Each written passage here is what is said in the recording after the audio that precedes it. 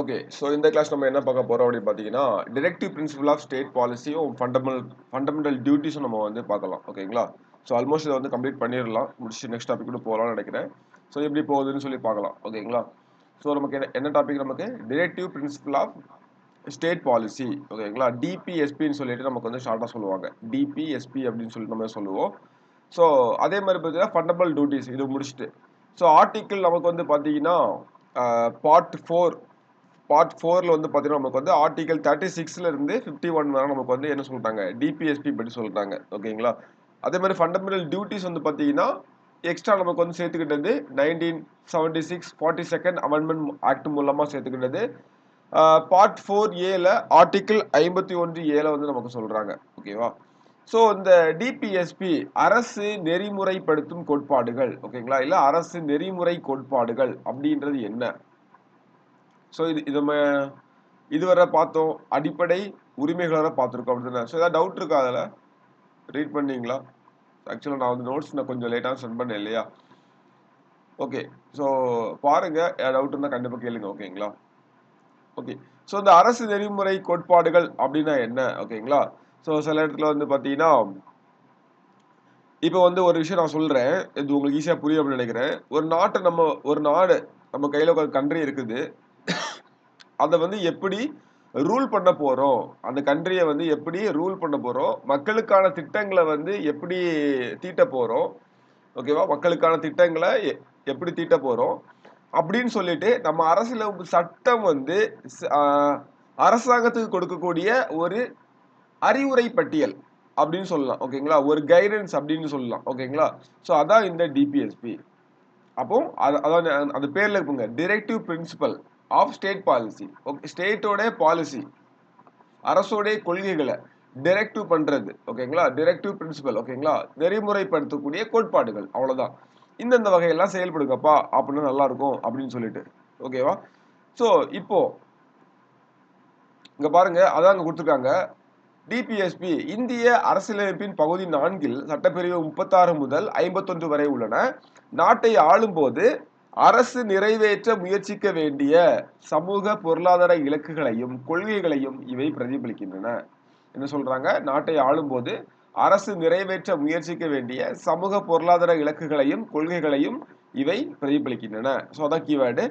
So நீதிமன்றத்தால் அமலாக்க முடியாவிட்டாலும் நாட்டின் ஆட்சியில் இவை அடிப்படையானவை. ஓகேங்களா? இது பின்னாடி பார்க்கலாம். என்னன்னு பார்த்தீங்கன்னா அப்போ ஒரு பாயிண்ட் எக்ஸ்ட்ரா நமக்கு வருது பாருங்க.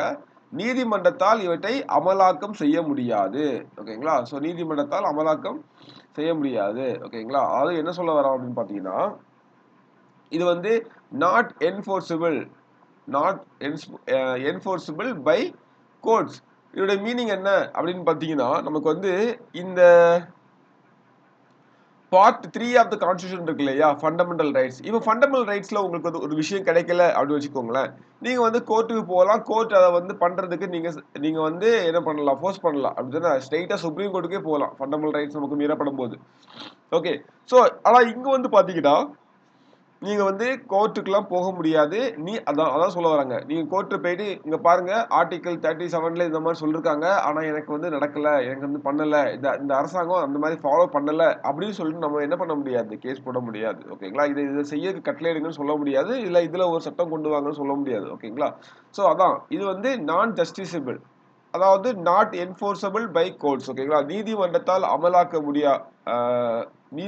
அமலாக்கம் செய்ய முடியாதவை. ஓகே.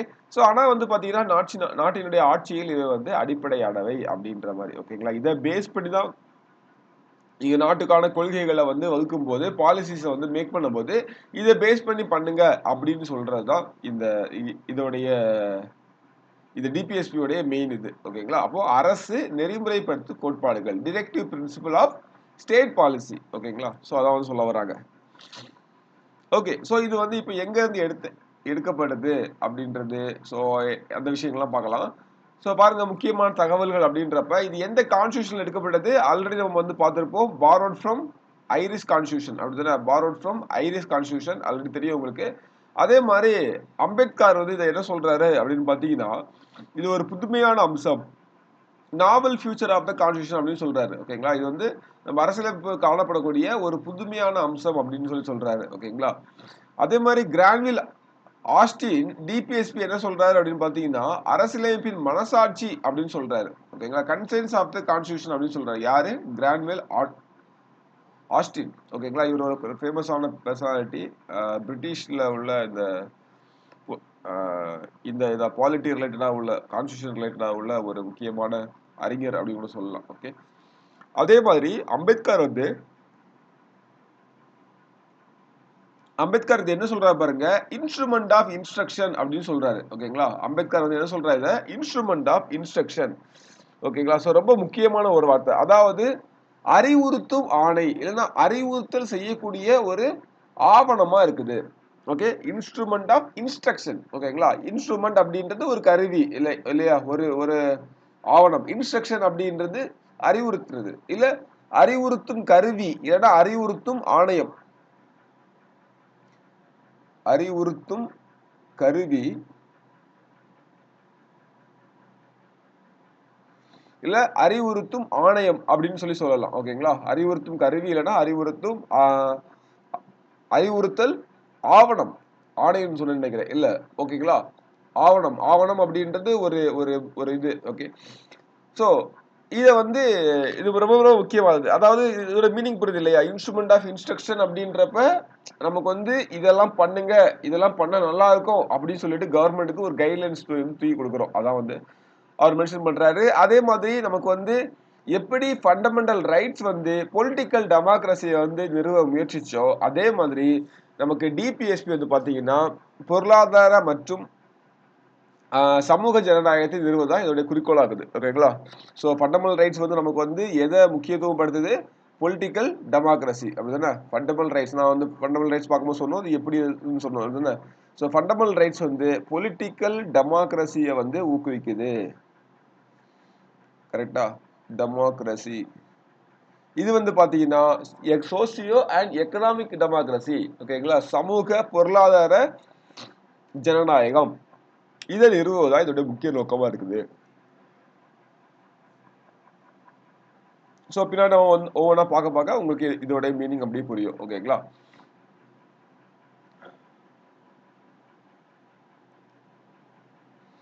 ஓகே, சோ அப்போ இதோட முக்கிய நோக்கம் என்னது பாத்தீங்கன்னா, இந்தியா வெறும் சட்ட ஒழுங்கை மட்டும் காப்பாற்ற நாடு கிடையாது. இது மக்கள்கிட்ட உள்ள சமூக பொருளாதார விஷயங்கள், அதே மாதிரி மக்களுடைய நலன். ஓகே, சோ ஒரு மக்கள் நல அரசு. ஓகேங்களா, வெல்ஃபேர் ஸ்டேட் அப்படின்னு சொல்லுவாங்க. ஒரு மக்கள் நல அரசாட்டு அது திகழ்றதுக்கான எல்லா வகையான வாய்ப்புகளையும் இந்த டிபிஎஸ்பி ஏற்படுத்தி கொடுக்குது அப்படின்னு சொல்லலாம். ஓகே, சோ இந்த சமூக பொருளாதார ஜனநாயகம் அப்படின்னா என்ன, லைட்டா சொல்றேன். சமூக பொருளாதார ஜனநாயகம் அப்படின்றப்ப அனைவருக்கும் சமமான வாய்ப்பு, அனைவருக்கும் சமமான உரிமை.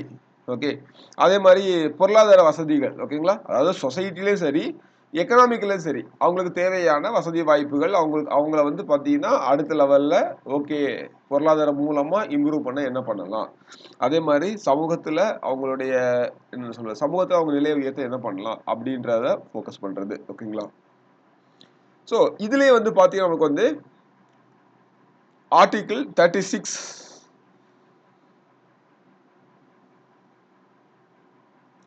36ல என்ன சொல்லிருப்பாங்க அப்படின்னு பாத்தீங்கன்னா, நமக்கு அதோடைய டெஃபினிஷன் சொல்லிருப்பாங்க. ஓகேங்களா, அதோட டெஃபினிஷன், அதாவது அரசு அப்படின்ற டெஃபினிஷன் நம்ம ஆர்டிகல் 12ல என்ன படிச்சோமோ அதே சேம் தான் நமக்கு இங்க இருக்கும். ஓகேங்களா,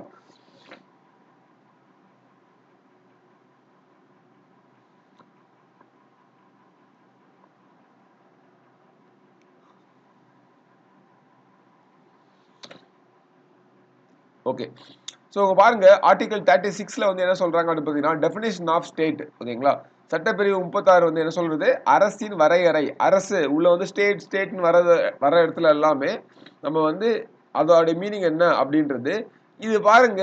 எக்ஸாக்டா நம்ம பார்ட் 3ல சட்டப்பிரிவு 12 ஆர்டிகல் 12ல நமக்கு என்ன சொல்லியிருக்காங்களோ அதே பொருளை கொண்டுள்ளது. ஓகேங்களா, இதுல இந்திய அரசு வந்துரும், நாடாளுமன்றம் வந்துரும், மாநில அரசுகள் வந்துரும், மாநில சட்டமன்றங்கள் வந்துரும், அப்புறம் இந்திய அரசின் கட்டுப்பாடுல உள்ள லோக்கல் பாடிஸ் எல்லாமே வந்துரும். அப்படிதானே, அதே மாதிரி பாத்தீங்கன்னா கவர்மெண்ட்டுக்கு வேலை செய்யக்கூடிய தனியார் நிறுவனங்கள் வந்துரும். அப்புறம் பாத்தீங்கன்னா சட்ட ரீதியான அமைப்புகள், அப்படி இல்லாம அமைப்புகள். ஓகேங்களா, எல்லாமே எல்ஐசி உட்பட, ஓஎன்ஜிசி உட்பட எல்லாமே இதுக்குள்ள அரசு அப்படின்றதுல வந்துரும். ஓகேங்களா, சோ இங்க பாருங்க, இதுல அதுக்கு முன்னால இன்னொரு விஷயம் சொல்ல போறேன் இதுல. ஸோ உங்களுக்கு வந்து இதை ஈஸியாக ஞாபகம் வச்சுக்கணும் அப்படின்னு பார்த்தீங்கன்னா, இப்போ வந்து வீட்டில் பேரண்ட்ஸ் இருப்பாங்க. நம்ம வந்து பார்த்தீங்கன்னா, காலைல சீக்கிரம் எழுந்திரி படி, இல்லை ஒழுங்கா படி அப்படின்ற மாதிரி ஒன்று சொல்லுவாங்க.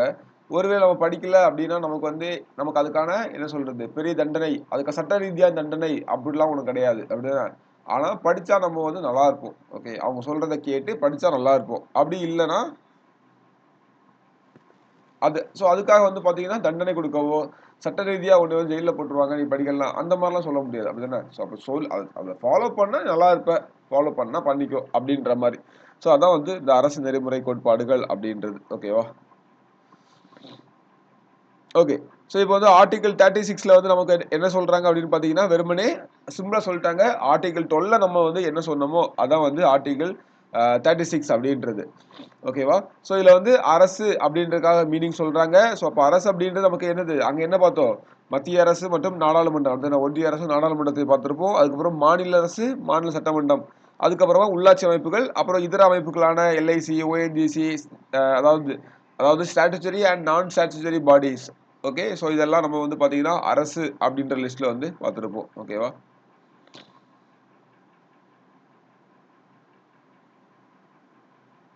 ஓகே, ஸோ புரிஞ்சுல உங்களுக்கு ஃபண்டமெண்டல் ரைட்ஸ் பார்க்கும்போது அரசு வந்து இதை பண்ணக்கூடாது. ஓகேங்களா? ஸோ அரசு வந்து பார்த்தீங்கன்னா இதை பண்ணதுக்கு அனுமதி கொடுக்கணும் அப்படின்ற மாதிரி சொல்லும்போது அந்த அரசுன்றது என்ன அப்படின்றது. ஓகேவா? ஸோ ஸ்டேட் அப்படின்றது.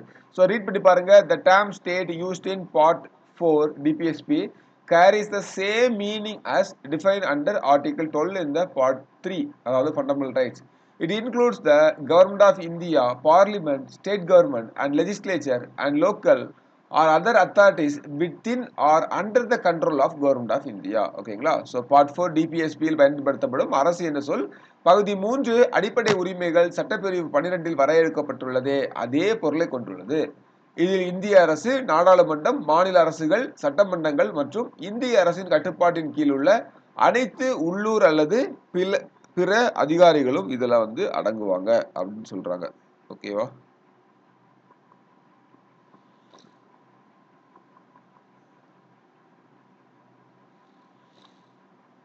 ஓகே, அடுத்தது 37 என்ன சொல்லுது? 37 வந்து என்ன சொல்லுது அப்படின்னு பாத்தீங்கன்னா, இது ஒரு முக்கியமான ஆர்டிக்கிள் அப்படின்னு சொல்லலாம். ஏன்னா டிபிஎஸ்பியுடைய ஒரு ஒட்டுமொத்த தன்மையையும் அதனுடைய சட்டப்பூர்வமான அங்கீகாரத்தையும் தீர்மானிப்பது இந்த 37 தான். ஓகேங்களா? அதாவது டிபிஎஸ்பியுடைய ஒட்டுமொத்த தன்மையையும் அதே மாதிரி அதனுடைய சட்டப்பூர்வமான அங்கீகாரத்தையும் நிர்ணயிக்கிறது அப்படின்றது இந்த 37 தான். ஓகேங்களா? ஸோ 37ல வந்து தெளிவா என்ன சொல்றாங்க இங்க பாருங்க. ஃபர்ஸ்ட் நம்ம ரீட் பண்ணிக்கலாம். இக்கொள்கைகள் நாட்டின் ஆட்சியில் அடிப்படையானவை. சட்டங்களை இயற்றும் போது இக்கொள்கைகளை பின்பற்றுவது அரசின் கடமை. எனினும் எந்த நீதிமன்றமும் இவற்றை அமலாக்க முடியாது. ஓகேங்களா? ஸோ இப்போ உங்களுக்கு கொஞ்சம் புரிஞ்சுட்டு நினைக்கிறேன். These principles are fundamentals in the governance of the country, and it shall be duty of the state to apply these principles in making laws. However, they shall not be enforceable by court. ஓகேங்களா? So வந்து இதெல்லாம் நீங்க follow பண்ணிக்கலாம். சட்டங்களை ஏற்றும்போது கொள்கைகளை வந்து பின்பற்றுவது அரசுடைய கடமை. ஆனா இதை வந்து நீதிமன்றத்தால அமலாக்கம் செய்ய முடியாது. ஓகேங்களா? Shall not be enforceable by any court. ஓகேங்களா? ஸோ முக்கியமானது.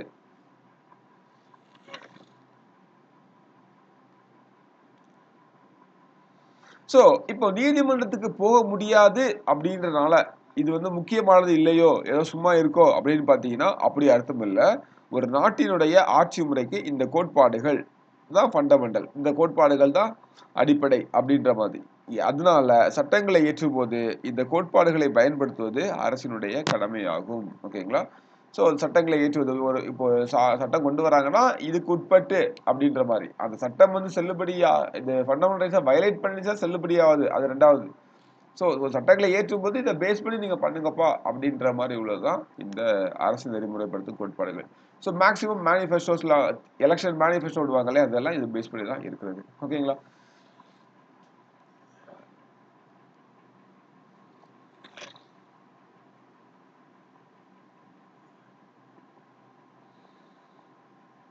ஓகே,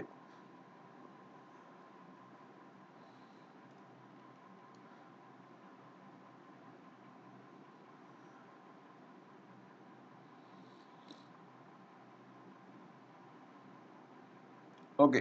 இப்ப நம்ம வந்து பார்த்தீங்கன்னா, இத வந்து 3 இதா பிரிச்சிருக்காங்க. ஓகேங்களா? இத வந்து பார்த்தீங்கன்னா 3 இதா பிரிச்சிருக்காங்க. என்னென்னலாம் சொல்லி பிரிச்சிருக்காங்க அப்படின்னு பார்த்தீங்கன்னா, ஒண்ணு வந்து கிளாசிஃபிகேஷன் ஆஃப் டிரெக்டிவ் பிரின்சிபல் அப்படின்றபோது, ஸோ இயக்குநெறி கொள்கைகளின் வகைப்பாடுகள் குடுத்திருப்பேன். ஸோ நான் அத வந்து மாத்தி தரேன். ஆக்சுவலா வந்து அரசு நெறிமுறைப்படுத்தும் கோட்பாடுகளின் வகைப்பாடுகள். ஓகேங்களா? ஸோ நீங்க வந்து எல்லாத்தையும் மறந்துருங்க. டிபிஎஸ்பி அப்படின்ற மாரி ஞாபகம் வச்சுக்கோங்க. ஓகேங்களா? ஸோ இதுல வந்து 3 வகைகளா பிரிச்சிருப்பாங்க. கான்ஸ்டிடியூஷன் நமக்கு வந்து பிரிக்கல. நமக்கு இத வந்து ஈஸியா சொல்றவங்க, அதுக்கப்புறம் எழுத ஆரம்பிச்சவங்க பிரிச்சது தான் இது. கான்ஸ்டிடியூஷன்ல வரிசையா 38ல தான் இருக்கும். இதுல பாருங்க நமக்கு வந்து 3 விதமாட்டு சமதர்ம கொள்கைகள், காந்திய கொள்கைகள், தாராளவாத தாராளவள தாராளவாத மற்றும் அறிவுசார் கொள்கைகள். ஓகேங்களா? அதாவது சோசியலிஸ்டிக் பிரின்சிபல், காந்தியன் பிரின்சிபல், அதே மாதிரி லிபரல் இன்டெலெக்சுவல் பிரின்சிபல். ஓகேங்களா? ஸோ இதான் நமக்கு வந்து பார்த்தீங்கன்னா இதுல சொல்லப்பட்டிருக்கிறது. ஸோ ஆர்டிக்கிள்ல வந்து பாருங்க என்னென்ன ஆர்டிக்கிள்லாம் இருக்குன்னா 38, 39. ஸோ இப்படி பார்த்தா கண்டிப்பா உங்களுக்கு வந்து ஞாபகம் இருக்காது. சும்மா லைட்டா பார்த்துக்கோங்க. நம்ம வந்து ஒவ்வொன்றா பார்க்க புரியும். ஓகேங்களா? ஸோ சோசியலிஸ்டிக் பிரின்சிபல்ல வந்து ஃபர்ஸ்ட் இதோட முக்கியமான கொள்கைகள் என்ன அப்படின்னு பார்த்தீங்கன்னா சோசியலிஸ்டிக் சோசியலா என்ன மாதிரிலாம் நம்ம வந்து இது பண்ண டெவலப் பண்ணலாம் அப்படின்றத பேசியிருக்கதா சோசியலிஸ்ட்ல அப்படின்ற டாபிக்ல கொண்டு வச்சிருக்காங்க. ஓகேங்களா? அதாவது சம ஊதியம், அதே மாதிரி பார்த்தீங்கன்னா தொழிலாளர்கள் நலன்கள், மக்கள் நலன்கள், தொழிலாளர்கள் உரிமைகள், இலவச சட்ட உதவி இதை பற்றிலாம் பேசுறது வந்து பார்த்தீங்கன்னா இது நமக்கு வந்து சோசியலிஸ்ட் பிரின்சிபல் வரும். ஆர்டிகல் 38, 39, 39A, 41, 42, 43, 43A, 44 இதெல்லாம் வந்து பார்த்தீங்கன்னா நமக்கு வந்து எதுல வந்துரும் சோசியலிஸ்டிக் பிரின்சிபல்ல நமக்கு வந்து வந்துரும். ஓகேங்களா?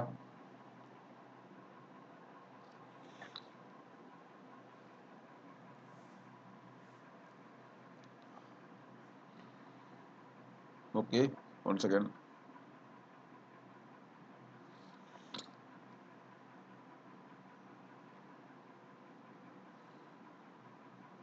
ஓகே. ஸோ அதே மாதிரி பார்த்தீங்கன்னா நமக்கு வந்து ம், ஆமா.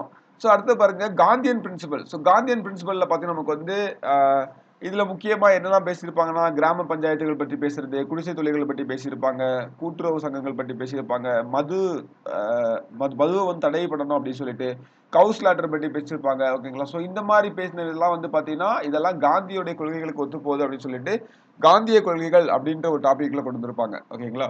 அதே மாதிரி பார்த்தீங்கன்னா லிபரல் இன்டெலெக்சுவல் பிரின்சிபல்ஸ் அதாவது வந்து பார்த்தீங்கன்னா நமக்கு வந்து தாராளவாத அறிவுசார் கொள்கைகள் அப்படின்றது ஒருங்கிணைந்த சட்டம், குழந்தை கல்வி, அப்புறம் வந்து பார்த்தீங்கன்னா வேற எனக்கு இந்த ஜுடிஷியல் செப்பரேஷன் பற்றி பேசியிருப்பாங்க, என்விரான்மெண்ட் பற்றி பேசியிருப்பாங்க, இன்டர்நேஷனல் பீஸ் பற்றி. ஸோ இந்த மாதிரியான தாராளவாத மற்றும் அறிவுசார் கொள்கைகள் எல்லாமே இதில் வந்திருக்கும். ஓகேங்களா? இதில் ஆர்டிகல் 44, 45, 48, 48A, 49, 50, 51. ஓகேங்களா? ஸோ எல்லாமே பின்னாடி பார்க்கலாம். வரிசையாக நம்ம வந்து அப்படி ஒவ்வொன்றா 38லேருந்தே பார்க்க ஆரம்பிக்கலாம். ஓகேங்களா? ஸோ உங்களுக்கு தெரிஞ்சுக்க வேண்டியது மெயினாக வந்து பார்த்தீங்கன்னா இதை வந்து 3 வகைகளாக வந்து கிளாசிஃபை பண்ணிருக்காங்க.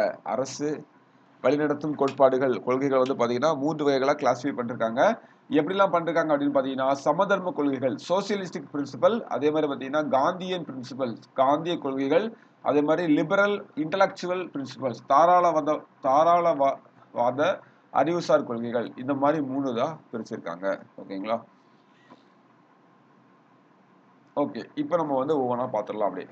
ஸோ ஃபர்ஸ்ட் ஆர்டிகல் 38 என்ன சொல்லுது? ஓகே.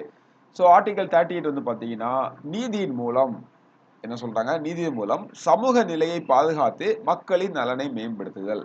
நீதியின் மூலம் சமூக நலனை பாதுகாத்து promote the welfare of the people by securing a social order through justice. ஓகேங்களா?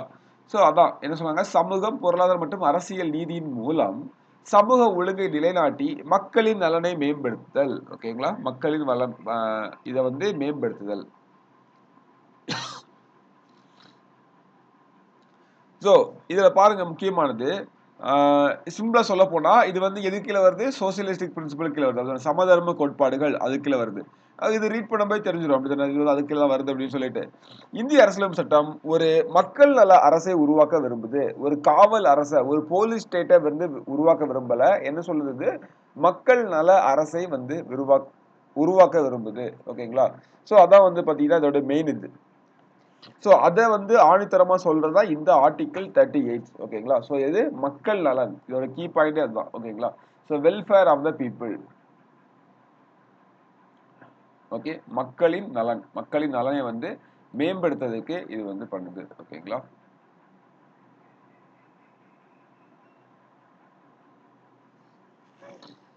ஓகே. ஸோ அப்போ இதை பார்த்தீங்கன்னா ஃபர்ஸ்ட் ஒன் வந்து சமூக ஒழுங்கை பாதுகாத்தல், ப்ரொமோட்டிங் சோசியல் ஆர்டர். இங்க பாருங்க.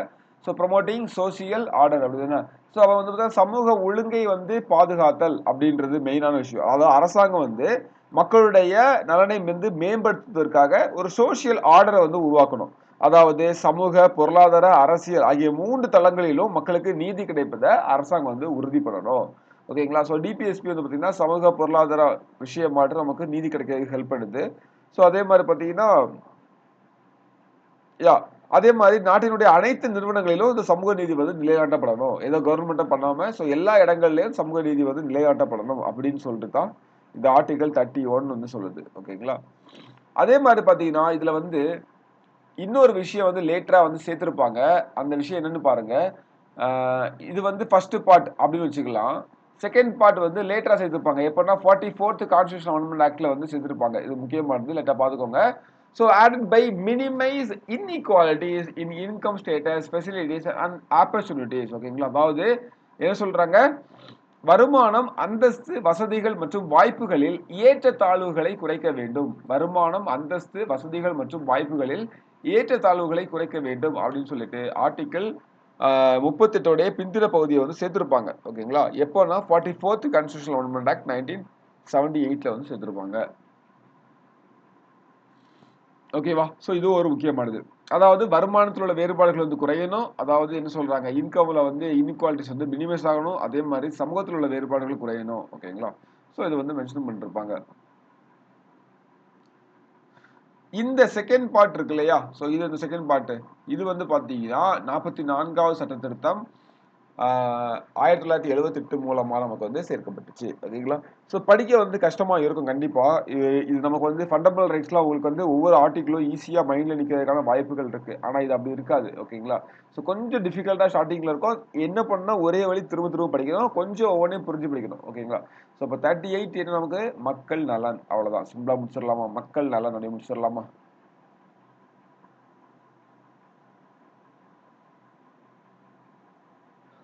ஓகே.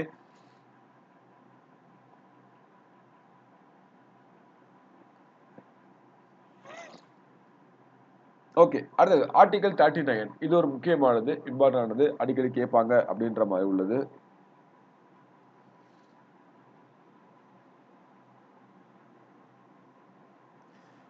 ஓகே.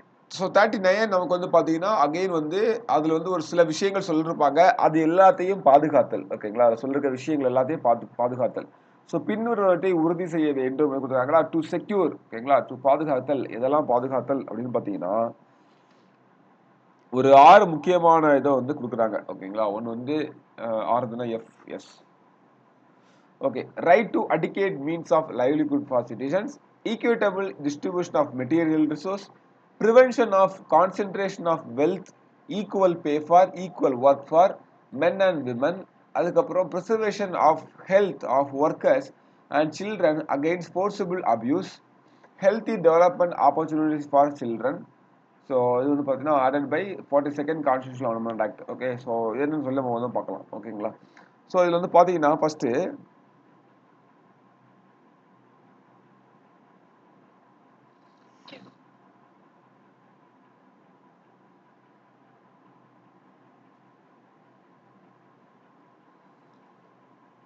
இது ரொம்ப முக்கியமா நீங்க ஞாபகம் வந்து பாத்தீங்கன்னா ஃபர்ஸ்ட் வந்து ரைட் டு லைவ்லிஹுட் அனைவருக்கும் வாழ்வாதாரம். ஓகேங்களா? இது வந்து ஜென்ரலான ஒரு ஓகே. அனைத்து குடிமக்களுக்கும் பொதுவான வாழ்வாதார வழிமுறைகள். ஓகே. அதாவது right to adequate means of livelihood. அதுக்கப்புறம் பாருங்க 2வது நமக்கு என்ன சொல்றாங்க? ஸோ அது என்ன அனைவருக்கும் வாழ்வாதாரம் ரைட் டு லைவ்லிஹுட். ஸோ ஆண் பெண் அப்படின்ற பாகுபாடுலாம் இல்லாம எல்லாருக்கும் வந்து பாத்தீங்கன்னா அவங்களுடைய வாழ்வாதாரத்துக்கு தேவையான போதிய வழிகளை வந்து பெறுவதற்கான உரிமையை அரசு செஞ்சு தரணும். ஓகேவா? ஸோ அரசு வந்து செஞ்சு தரணும். ஸோ அனைவருக்கும் வாழ்வாதாரம் அப்படின்றது. அதாவது பாத்தீங்கன்னா அதை பேஸ் பண்ணி தான் நமக்கு வந்து எல்லா ஸ்கீம்ஸுமே போயிட்டு இருக்கு. ஓகேங்களா? நீங்க தமிழ்நாடு ஸ்கீம் வந்து எதுனாலும் எடுத்து பாருங்க, இதுக்கு ஒத்து தான் போகிற மாதிரி இருக்கும். ஓகே. ஸோ நமக்கு பரவலா அறியப்படுற ஸ்கீம்ஸ் எல்லாமே. அடுத்தது 2வது பாருங்க டிஸ்ட்ரிபியூஷன் ஆஃப் ரிசோர்ஸ். இது வந்து முக்கியமானது. Equitable distribution of material resource. இது வந்து பொது நன்மைக்காக வளங்களை வந்து ஷேர் பண்றது. அதாவது சமூகத்துல வந்து பொது நன்மைக்காக நாட்டினுடைய வளங்கள் இருக்கு இல்லையா? ஸோ நாட்டினுடைய வளங்களை வந்து பார்த்தீங்கன்னா, அது வந்து பகிர்ந்தளிக்கப்படணும் அப்படின்னு சொல்றது. உதாரணமா என்ன சொல்லலாம்? நமக்கு வந்து பெஸ்ட் எக்ஸாம்பிள் வந்து பார்த்தீங்கன்னா, லேண்ட் சீலிங், லேண்ட் ரிஃபார்ம் பண்ணிருப்பாங்க. அப்படிதானே? ஸோ லேண்ட் ரிஃபார்ம் பண்ணிருப்பாங்க. நம்ம எக்கனாமில கிளியரா பார்க்கலாம். ஆக்சுவலா லேண்ட் ரிஃபார்ம் வந்து பார்த்தீங்கன்னா, நிலத்துடைய உச்ச வரம்பு இவ்வளவுதான் இருக்கணும். ஓகே. ஸோ உங்க இஷ்டத்துக்கு வந்து வச்சுக்க முடியாது. ஸோ முன்னாடி எவ்வளவு இருந்துச்சோ அதுல இருந்து உச்ச வரம்பு இவ்வளவுதான் இருக்கணும் அப்படின்றது. அந்த உச்ச வரம்பு சட்டம் வந்து கொண்டு வந்து எல்லாத்துக்கும் லேண்ட் சீலிங் பண்ணி நிலம் இல்லாதவங்களுக்குலாம் நிலத்தை வந்து கொடுத்துருப்பாங்க. ஓகேங்களா? So MGR sorry Nehru and அந்த காலகட்டத்திலே வந்து இதை பண்ணிருப்பாங்க. ஓகேவா? ஸோ இது வந்து பார்த்தீங்கன்னா ஒரு எக்ஸாம்பிள். அப்போ இப்படிதான் பொது நன்மைக்கான வளங்கள் வந்து பகிர்ந்தளிக்கப்படணும். ஓகே. ஸோ அதே மாதிரி பார்த்தீங்கன்னா இன்னொரு விஷயம் சொல்றேன். இயற்கை வளங்கள் இருக்குது. அதெல்லாம் வந்து அரசுடைய கட்டுப்பாட்டில் வந்து வச்சிருப்பாங்க. அப்படின்னா ஸோ பொதுமக்கள்கிட்ட கொடுத்தா கரெக்டாக வராது. ஸோ அப்போ ரிசோர்ஸை வந்து எப்படி வந்து ஸ்பெண்ட் பண்ணணும், எப்படி செலவு பண்ணணும், யார் யார் கையில் இருக்கணும் அப்படின்றத தெளிவுபடுத்துறது தான் இந்த point. Equitable distribution of material resource அப்படின்றது. அடுத்து பாருங்க 3வது point, prevention of concentration of wealth. Okay, prevention of concentration, அதாவது செல்வங்கள் வெல்த் வந்து ஒரே இடத்துல குவியதை வந்து தடுக்கிறது. அதாவது அதோட மீனிங். ஓகேவா? ஸோ நாட்டினுடைய செல்வமும் உற்பத்தி சாதனங்களும் ஒரு சில தனிநபர்களின் கைகளில் மட்டுமே குவிந்து விடாமல், ஓகே, ஸோ என்ன மீனிங் அது? Prevention of concentration of wealth, அதாவது பொருள் வளங்களின் நியாயம், சாரி செல்வம் வந்து 3வது பாயிண்ட். செல்வம் வந்து குவிவதை தடுக்கிறதுக்கு, எங்க குவிவதை தடுக்கிறதுக்கு அப்படின்னா ஒரே கையில வந்து போயிடக்கூடாது. ஓகேங்களா? ஒரே கையில வந்து போயிடக்கூடாது. ஸோ அதை வந்து தடுக்கிறதுக்காக. ஓகே. ஸோ பொதுமக்களுடைய பொருளாதாரம் பாதிக்கப்படாதவாறு அரசு எல்லார் கைக்கும் இந்த காசு கிடைக்கிற மாதிரி ரெடி பண்ணணும். ஸோ அதுதான் வந்து பார்த்தீங்கன்னா இதில் மென்ஷன் பண்ணுறாங்க. ஃபைன். ஸோ தேர்ட் பாயிண்ட் ஓகேவா? ஸோ அடுத்து வந்து பார்த்தீங்கன்னா 4th பாயிண்ட், ரொம்ப ரொம்ப முக்கியமான பாயிண்ட், ஆண் பெண் சமத்துவ ஊதியம். முக்கியமான point sense exam point of நிறைய வாட்டி கேட்டிருக்காங்க. ஓகேங்களா? தேர்வில் வந்து அடிக்கடி கேட்டிருக்காங்க. ஆண்களுக்கும் பெண்களுக்கும் ஒரே மாதிரியான வேலைக்கு சமமான ஊதியம் வழங்கப்படுவதை உறுதி செய்யணும். ஓகேங்களா? சமமான வேலைக்கு சம ஊதியம் அப்படின்றத உறுதி செய்யறதா வந்து பாத்தீங்கன்னா இந்த இந்த விஷயம் சொல்லுது. அதே மாதிரி பாருங்க அடுத்தது, health of workers children, prevention of health of workers and children. Okay, அதாவது என்ன சொல்றாங்க, தொழிலாளர் மற்றும் குழந்தைகளின் சுகாதார பாதுகாப்பு. ஸோ இது வந்து உங்களுக்கு வந்து அந்த பேர்ல இருக்கு. விடுதலை என்ன பண்ண முடியும்? ஆண் பெண் தொழிலாளர்கள் ஆரோக்கியம் வலிமையா இருக்கணும். குழந்தைகளுடைய இளமை வறுமையின் காரணமாக தவறாக வந்து பயன்படுத்தக்கூடாது. யாரும் வந்து தங்களுடைய வயது வலிமைக்கு பொருந்தாத வேலைகள்ல கட்டாயப்படுத்தி வேலைக்கு ஈடுபடுத்தக்கூடாது. ஸோ இந்த மாதிரியான விஷயங்களை வந்து பார்த்தீங்கன்னா என்ன சொல்றாங்க, இதில் மென்ஷன் பண்றாங்க, தொழிலாளர் மற்றும் குழந்தைகளுடைய சுகாதார பாதுகாப்பு அப்படின்னு சொல்லிட்டு. ஓகே ஓகேவா? ஸோ அடுத்து வந்து பாருங்க, குழந்தைகளின் ஆரோக்கியமான வளர்ச்சி, அதுவும் முக்கியமானது. ஸோ இது வந்து பார்த்தீங்கன்னா 42வது சட்ட திருத்தம் 1976 வந்து சேர்த்திருப்பாங்க. ஓகேங்களா? ஸோ குழந்தைகள் வந்து ஆரோக்கியமான முறையில் வந்து சுதந்திரமான முறையில் கண்ணியமான வளர்வதற்கான சூழ்நிலைகளை உருவாக்கி கொடுக்கணும் அப்படின்னு சொல்லிட்டு சேர்த்திருப்பாங்க. ஓகே. ஸோ இதான் வந்து பார்த்தீங்கன்னா இந்த ஆறு விஷயங்களும் ஆர்டிகல் 39 உள்ள 6 விஷயங்களும். ஓகேவா? ஸோ இதில் வந்து ரொம்ப முக்கியமான ஆண் பெண் இதுக்கு வந்து சம ஊதியம் அப்படின்றது, மீதி எல்லாமே கிட்டத்தட்ட ஒரே பாயிண்ட் மாதிரி தான் இருக்கும். ஓகேங்களா? ஸோ இவ்வளோ நம்ம இங்கே கேட்டு பழகின பாயிண்ட்ஸ் மாதிரி தான் இருக்கும் இல்லையா? ஸோ இதில் பாருங்க அடுத்தது article 39A. 39 okay. 39A is 39A வந்து நமக்கு வந்து ரொம்ப ரொம்ப முக்கியமானது. 39A அப்படின்னு போடுறாங்கனாலே நமக்கு வந்து என்னது, அது எக்ஸ்ட்ரா பண்ணிருக்காங்க. ஸ்டார்டிங்ல ஒரிஜினல் கான்ஸ்டியூஷன்ல இல்ல அப்படிதானே? ஒரிஜினல் கான்ஸ்டியூஷன்ல இது இல்ல. அப்ப எது மூலம் பண்ணிருக்காங்க? 42nd கான்ஸ்டியூஷனல் அமெண்ட்மெண்ட் ஆக்ட் மூலம் பண்ணிருக்காங்க. எது மூலம் பண்ணிருக்காங்க? 42nd கான்ஸ்டியூஷனல் அமெண்ட்மெண்ட் ஆக்ட் மூலமா பண்ணிருக்காங்க. அப்படிதானே? ஸோ இது என்ன சொல்லுது அப்படின்னு பார்த்தீங்கன்னா, promote equal justice and provide free legal eight to poor. ஓகேங்களா? இதான் உங்களுக்கு வந்து கீவேர்டு. எது keyword? Free legal eight to the poor அப்படின்றது. ஓகேங்களா? 42nd கான்ஸ்டியூஷனல் அமெண்ட்மெண்ட் ஆக்ட் 1976 வந்து ஆட் பண்ணிருக்காங்க. 42nd கான்ஸ்டியூஷனல் அமெண்ட்மெண்ட் ஆக்ட் 1976 வந்து ஆட் பண்ணிருக்காங்க.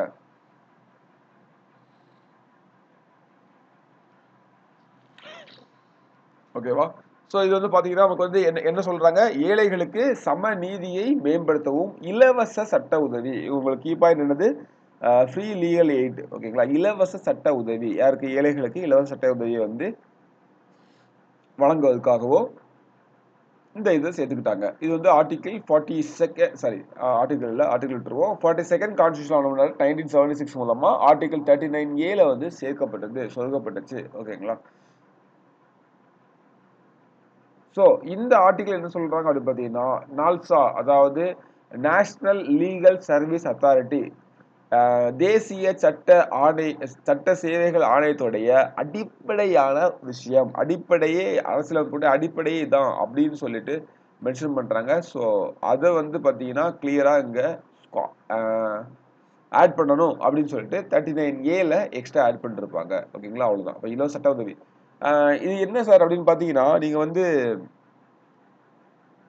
இப்போ ஏழை எளிய மக்கள் இருக்காங்க, அவங்களுக்கு சமமான நீதி கிடைக்கணும். அவங்களால நீதிமன்றங்களுக்கு ஏதோ ஒரு கேஸ்க்காக போறாங்க அப்படின்னா வாதாட முடியாது, அப்படிதானே? ஸோ வாதாட முடியாதுன்னா அவங்களுக்கு வந்து வக்கீல் வச்சுலாம் பார்த்துக்க முடியாது, காசு இல்லை. ஸோ பெரிய விஷயம் அது. அப்போ என்ன பண்ணணும் அப்படின்னு பார்த்தீங்கன்னா, இதான் வந்து பார்த்தீங்கன்னா இந்த தேசிய சட்டப்பணிகள் ஆணையக்குழு, அதாவது தேசிய சட்ட சேவைகள் ஆணையக்குழு, நால்சா. ஓகே. ஸோ இவங்க வந்து பார்த்தீங்கன்னா தமிழ்நாட்டிலேயே இருக்குது, டிஎன் சால்சா அப்படின்னு சொல்லுவாங்க. ஓகேங்களா. ஸோ இவங்க வந்து மக்கள் நீதி மையம், இவங்கெல்லாம் வந்து சேர்ந்து இதுக்கு வந்து ஹெல்ப் பண்றது. மீன்ஸ் வந்து பார்த்தீங்கன்னா அங்கே வந்து கோர்ட்லேயே இருப்பாங்க, கேள்விப்பட்டிருப்பேன் நினைக்கிறேன். அங்கே வந்து ஃப்ரீ லீகல் எய்ட் இருப்பாங்க. அவங்கள்ட்ட நம்ம வந்து சொல்லி அவங்கள நம்ம வந்து ஃப்ரீயாக நமக்கு வாதாடுறதுக்கு கூப்பிட்டுக்கலாம். ஸோ அது வந்து இருக்கணும் கண்டிப்பாக. ஓகே. ஸோ அதான் வந்து பார்த்தீங்கன்னா இந்த ஆர்டிகல் 39A. ஸோ 39A அப்படின்றது ஈஸியானது, இம்பார்ட்டன்டானது, மறக்காது அப்படின்னு நம்புறேன் இல்லையா?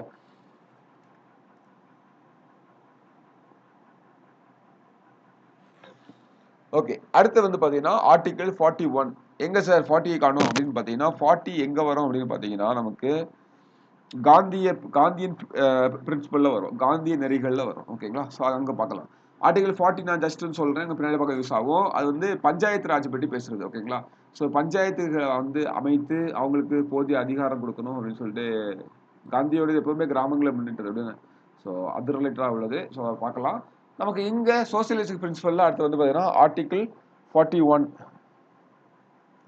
ஸோ ஆர்டிகல் 41 என்ன சொல்லுதுன்னா, to secure the right to work, education and public assistance in case of unemployment, old age, sickness and disablement. அதாவது வேலையின்மை, முதுமை, நோய் மற்றும் ஊனம் ஆகிய நிலைகளில் வேலை உரிமை, கல்வி உரிமை மற்றும் பொது உதவிக்கான உரிமையை உறுதி செய்ய வேண்டும் அப்படின்னு சொல்றது. ஓகேங்களா. அதாவது சிம்பிளா சொல்ல போனா, இது வந்து ஒரு குடிமகனுடைய சமூக பாதுகாப்பையும் வாழ்வாதார உரிமையையும் வலியுறுத்துறது. ஓகேங்களா. அகைன் சோசியலிஸ்டிக் பிரின்சிபல் தான். ஓகே. ஸோ அதாவது என்ன சொல்றாங்கன்னா, வறுமையா இருக்கலாம், இல்ல முதிர் வயது இருக்கலாம். ஓகேங்களா. இல்ல உடல்நல குறைவு இருக்கலாம். இது காரணமாட்டு ஒரு குடிமகன் சமுதாயத்துல கைவிடப்பட்டிடக்கூடாது. கரெக்ட். ஸோ அப்படிதான் சொல்றாங்க. அதாவது வேலையின்மை, முதுமை, நோய் மற்றும் ஊனம் ஆகிய நிலைகளில் வேலை உரிமை, கல்வி உரிமை மற்றும் பொது உதவிக்கான உரிமையை உறுதி செய்யப்படணும். அதை உறுதி செய்யாம அவங்கள கைவிட்டுறக்கூடாது. ஓகேங்களா. ஸோ அதுதான் வந்து இதுல மென்ஷன் பண்றாங்க. ஓகே. So article 41. ஓகேவா. ஸோ இந்த மாதிரி யாரெல்லாம் வேலையின்மையோ, முதிர் வயது உள்ளவங்களோ, ஊனம், ஸோ அதாவது ரொம்ப பேக்ல ரொம்ப கஷ்டப்பட்டு இருக்கவங்க அப்படின்றவங்களுக்காக. ஓகேங்களா. ஸோ அரசாங்கம் வந்து பாத்தீங்கன்னா தன்னோட தகுதிக்கு உட்பட்டு வேலைக்கான உரிமை, ரைட் டு ஒர்க், கல்விக்கான உரிமை, ரைட் டு எஜுகேஷன், அதே மாதிரி பார்த்தீங்கன்னா ரைட் டு பப்ளிக் அசிஸ்டன்ஸ், அதாவது பொது உதவிக்கான உரிமை, இதுல வந்து பார்த்தீங்கன்னா நிதி உதவி ஆதாரம் வழங்கணும் அப்படின்னு சொல்றாங்க. ஸோ இதுக்கு கீழே தான் ஒரு எக்ஸாம்பிள் சொல்றேனே, வேலையின்மை அப்படின்ற இது பண்ணதான் பார்த்தீங்கன்னா எம்ஜி நரேகாவை கொண்டு வந்திருப்பாங்க. எம்ஜி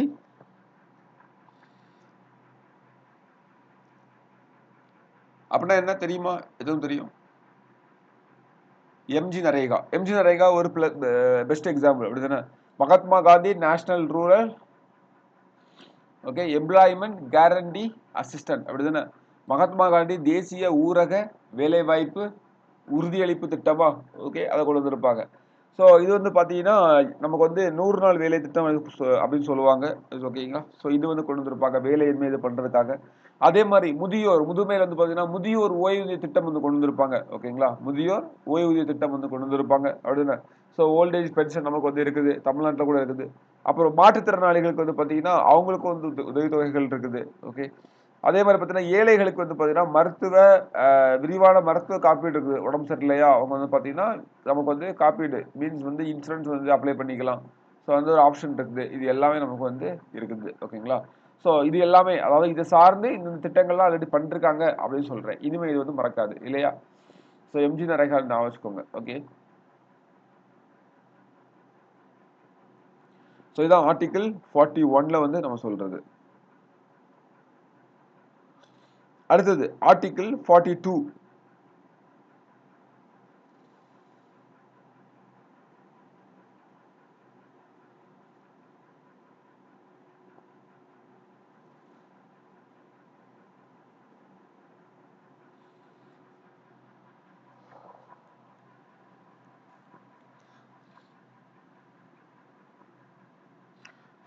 ரொம்ப முக்கியமானது. என்னன்னு பாருங்க. Provision for just and human condition of work and maternity leave. அதாவது நீதியான மற்றும் மனிதாபிமானமான வேலை நிலைமைகள் மற்றும் மகப்பேறு நிவாரணத்துக்கான ஏற்பாடு. சிம்பிளா சொல்லப்போனா பாத்தீங்கன்னா, இதுல வந்து பணியிடத்துல பாதுகாப்பான பணிச்சூழல் வந்து உருவாக்கணும்.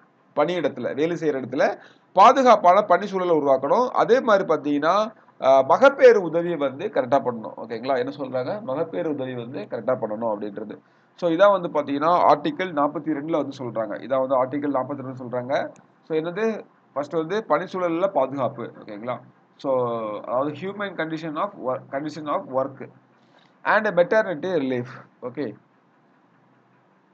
அதாவது தொழிலாளர்கள் வேலை செய்ய இடத்துல நிம்மதியாகவும் பாதுகாப்பாகவும் ஆரோக்கியமாகவும் வேலை செய்யக்கூடிய மனிதாபிமான சூழலை வந்து உருவாக்கணும்.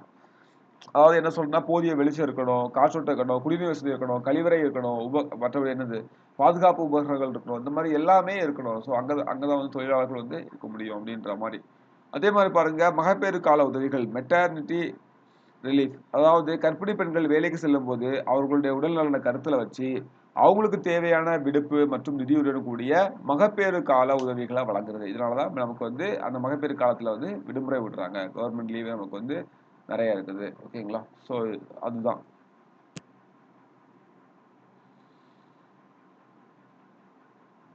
ஓகே, இது கீழே வந்து ஏதாவது சட்டங்கள் கொண்டு வந்திருக்காங்களா அப்படின்னு பார்த்தீங்கன்னா, நான் சொல்றேன், வேணும் நோட் பண்ணிக்கோங்க. ஃபர்ஸ்ட் வந்து பார்த்தீங்கன்னா மெட்டர்னிட்டி பெனிஃபிட் ஆக்ட், மகப்பேறு நல சட்டம் 1961ல கொண்டு வந்திருப்பாங்க. இந்த சட்டம் வந்து பார்த்தீங்கன்னா பெண் தொழிலாளர்களுக்கு சம்பளத்துடன் கூடிய மகப்பேறு விடுப்பு வழங்குவதை உறுதி செய்யுது. ஓகேங்களா?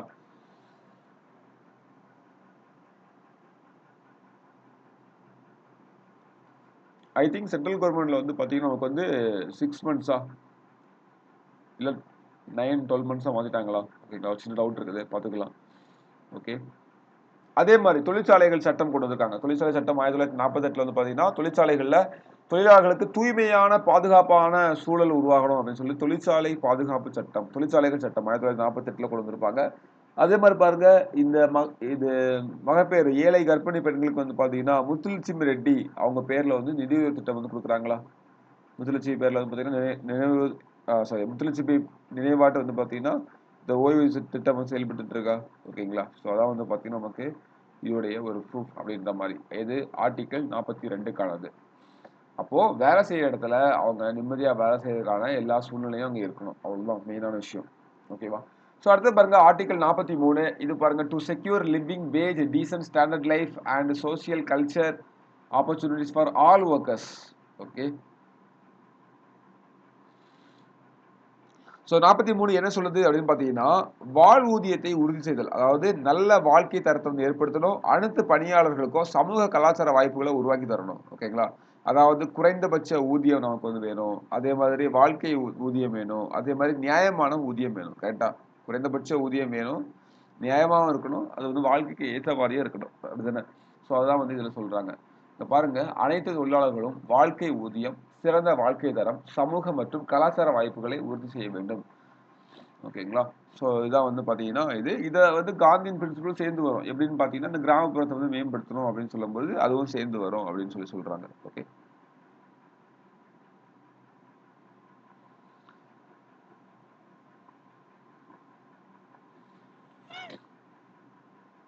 ஓகே.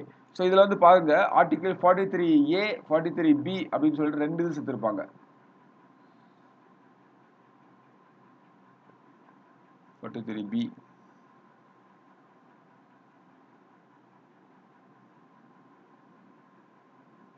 ஆக்சுவலா 43B வந்து நமக்கு எக்ஸாக்டா எங்க வரும் பார்த்தீங்கன்னா காந்தியன் இதில் வரும். ஸோ கொடுத்துருக்கேன், பார்த்துக்கோங்க ஃபர்ஸ்ட்.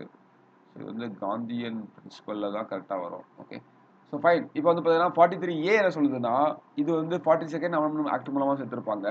தொழில் நிறுவனங்களின் நிர்வாகத்துல தொழிலாளர் பங்கேற்பை வந்து உறுதி செய்வதற்கு நடவடிக்கை எடுக்கணும். ஓகேங்களா? அதாவது என்னன்னா வேற ஒண்ணும் இல்ல. தொழிற்சாலைகள் அல்லது நிறுவனங்களுடைய மேலாண்மை இருக்கு இல்லையா? மேனேஜ்மெண்ட் அந்த இடத்துல கேட்கலாம். அங்க அந்த மேனேஜ்மெண்ட் டிசிஷன் எடுக்கிறதுல வேலை செய்யும் தொழிலாளர்களும் பங்கேற்கிற மாதிரியான வழிவகைகளை அரசு உருவாக்குறதுக்கான சட்டங்களை ஏற்படுத்தணும். ஓகேங்களா?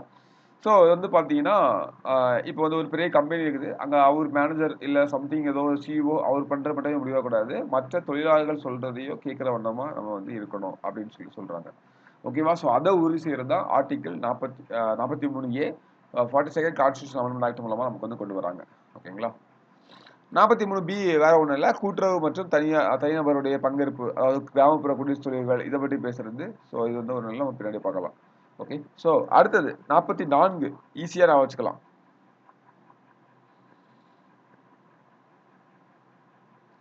ஒன் செகண்ட் 44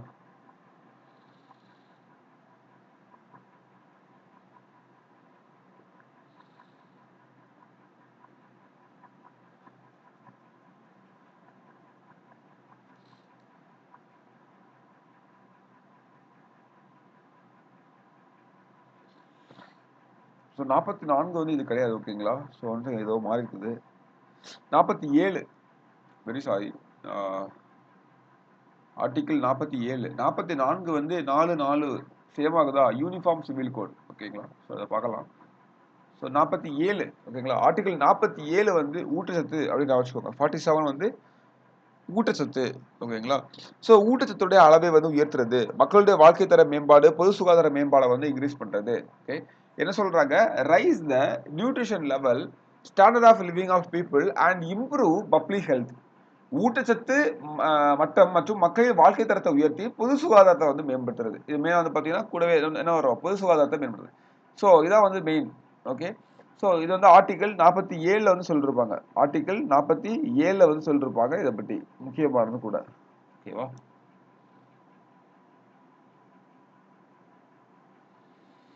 திரும்ப பார்க்கலாமா எப்படி இருக்குன்னு சொல்லிட்டு? ஓகே, ஸோ ஒன்ஸ் ஜஸ்ட் இது வந்து பார்க்கலாம். ஸோ ஃபர்ஸ்ட் 36 37 தெரியும் அப்படின்னா, ஸோ 36 அப்படின்றது நமக்கு வந்து அரசு அப்படின்னு விளக்கம் கொடுத்துருப்பாங்க. 37 அப்படின்றது இதோட தன்மையை பற்றி சொல்லிருப்பாங்க அப்படின்னா. ஸோ இது வந்து பார்த்தீங்கன்னா சட்டங்களை எட்டும் போது கொள்கைகளை பின்பற்றுறது அரசுடைய கடமை. ஆனாலும் நீதிமன்றம் இதை வந்து அமலாக்கம் செய்ய முடியாது அப்படின்னு சொல்லியிருப்பாங்க. ஸோ 3 டைப்பாக இதை பிரிச்சுக்கலாம். ஒரு சமதர்ம கொள்கைகள், ஒன்று வந்து காந்திய கொள்கைகள், இன்னொன்று பார்த்தீங்கன்னா தாராளவாத அறிவுசார் கொள்கைகள் அப்படின்னு சொல்லிட்டு 3 நம்ம வந்து இதை பிரிச்சுக்கலாம். ஸோ ஃபர்ஸ்ட் வந்து பார்த்தீங்கன்னா சோசியலிட்டி பிரின்சிபல் வந்து பார்த்தீங்கன்னா ஆர்டிகல் 38, 39, 39A, 41, 42, 43A, 44, 44 இல்லை இதில் 47. ஓகேங்களா? ஸோ 47 முக்கியமானது. ஓகே, 47 எங்கே இருக்கா இருக்குது யூஸ் பண்ணிக்கலாம். ஓகேங்களா? ஸோ 47 முக்கியமானது. ஓகே,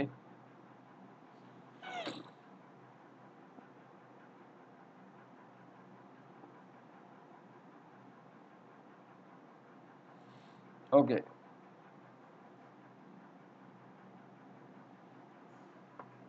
ஸோ ஒன்றும் லைட்டாக சொல்லிடுறேன். 38 மெயினாக என்ன சொல்லுது? மெயினாக உங்களுக்கு 38 என்ன ஞாபகம் வரணும்? ஸோ மக்கள் நலன் அப்படின்ற ஞாபகம் வரணும். கீவேர்டு என்ன? மக்கள் நலன் அப்படின்னா. ஸோ நீதியின் மூலம் சமூக நிலையை பாதுகாத்து மக்கள் நலனை வந்து பண்றதுக்கானது. ஸோ மீதியெல்லாம் நீங்க வந்து பார்த்துக்கோங்க. 39ல வந்து பார்த்தீங்கன்னா என்ன ஞாபகம் வரும் உங்களுக்கு? 39ஓட கீ பாயிண்ட் அப்படின்னு பார்த்தீங்கன்னா நமக்கு வந்து மெயினா ஒரு சாரி, ஸோ ஒரு 6 விஷயம் சொல்லிருப்பாங்க. ஓகேங்களா?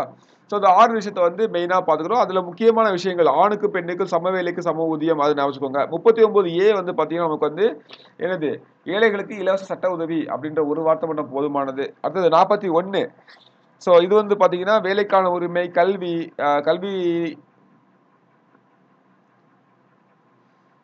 ஓகே. ஸோ இது வந்து பார்த்தீங்கன்னா 41ல வேலைக்கான உரிமையை வந்து கொடுக்கறது. அப்புறம் வந்து வேற என்ன சொல்றது? முதியோர்களுக்கான உதவித்தொகை கொடுக்கறது. அதே மாதிரி பார்த்தீங்கன்னா ஊனமுற்றோருக்கு வந்து உதவிதல். இந்த மாதிரி விஷயங்கள் வந்து 41ல. ஓகேங்களா? அதுக்கான எக்ஸாம்பிள் தான் எம்ஜி நரேகா அந்த விஷயங்கள்லாம் சொன்னேன் அப்படின்னு. அப்புறம் 42 அது என்னன்னு பார்த்தீங்கன்னா நீதியான மற்றும் மனிதாபிமான வேலை நிலைமைகளை ஏற்படுத்துறது. ஓகேங்களா? ஸோ வந்து பணி சூழல்கள்ல நல்ல பணி செய்வதற்கான வாய்ப்புகளை ஏற்படுத்துறது. ஸோ 43 நமக்கு வந்து பார்த்தீங்கன்னா என்னது? சிம்பிளா சொல்ல போனா ஓகே. ஸோ 43 நமக்கு என்ன சொல்ல போறோம்னா, வாழ்வூதியத்தை உறுதி செய்யறது. அதாவது பார்த்தீங்கன்னா, குறைந்தபட்ச ஊதியம், ஸோ குறைந்தபட்ச வாழ்க்கை ஊதியம், அதாவது நியாயமான ஊதியம் இதெல்லாம் கிடைக்கிறதுக்கு வழிவகை செய்யறது. அப்புறம் 43A 43A வந்து பார்த்தீங்கன்னா, தொழில் நிறுவனங்கள்ல நிர்வாக லெவல்ல, மேனேஜ்மென்ட் லெவல்ல கூட தொழிலாளர்கள் பங்கேற்பதை உறுதி செய்யணும் அப்படின்னு சொல்லிட்டு. ஓகேங்களா? இதுவும் 42வது சட்ட திருத்தம் தான். ஓகே.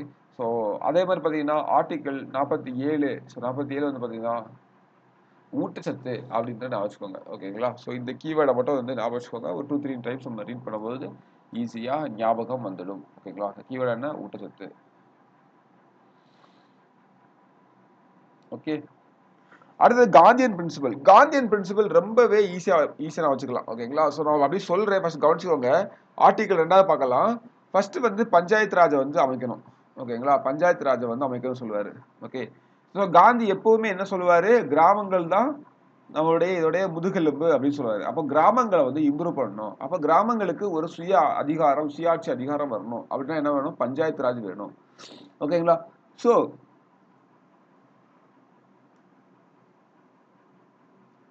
நெக்ஸ்ட் கூட்டுறவு மற்றும் தனியார் பங்கேற்கிறதுக்கு கிராமப்புற குடிசை தொழில்கள். கிராமப்புறத்துல என்ன பண்ணணுமா? குடிசை தொழில்களை இம்ப்ரூவ் பண்ணணும் அப்படின்னு சொல்லியிருப்பாரு. அதே மாதிரி கூடவே கூட்டுறவு சங்கங்களை வந்து ஏற்படுத்தணும் அப்படின்னு சொல்லியிருப்பாரு. ஓகேங்களா? கூட்டுறவு சங்கங்கள் ஆர்டிகிள் 43B சேர்த்திருப்பாங்க. இது வந்து இப்ப நமக்கு எங்க ஃபண்டமெண்டல் 97 கான்ஸ்டிடியூஷனல் அமெண்ட்மென்ட் மூலமா நமக்கு இதுல சேர்த்திருப்பாங்க. கரெக்டா? அடுத்தது கிராமப்புறத்துல பின்தங்கிய எஸ்சி எஸ்டி ஒடுக்கப்பட்ட மக்களுக்கு வந்து அவங்களுடைய பொருளாதார உரிமைகளை பெற்று தரதுக்கு இது பண்ணணும். அடுத்தது 2 விஷயம் சொல்லுவாரு. ஒண்ணு வந்து பாத்தீங்கன்னா இந்த மது விலக்கு அப்படின்னு சொல்லி உடலுக்கு ஊறு விளைவிக்கக்கூடிய இந்த என்ன சொல்றது மதுபானத்தை போதைப் பொருட்களை தடை பண்ணணும் அப்படின்னு சொல்றாங்க. அதுக்கப்புறமா முக்கியமான வந்து பாத்தீங்கன்னா கவுஸ்லாட்டர் பசு மற்றும் கன்று வதையை தவிர்க்கணும் அப்படின்னு சொல்லுவாங்க. பசு மற்றும் கன்று வதையை தவிர்க்கணும் அப்படின்னு சொல்லிருப்பாங்க. ஓகேங்களா? ஸோ எனக்கு மெயினா வந்து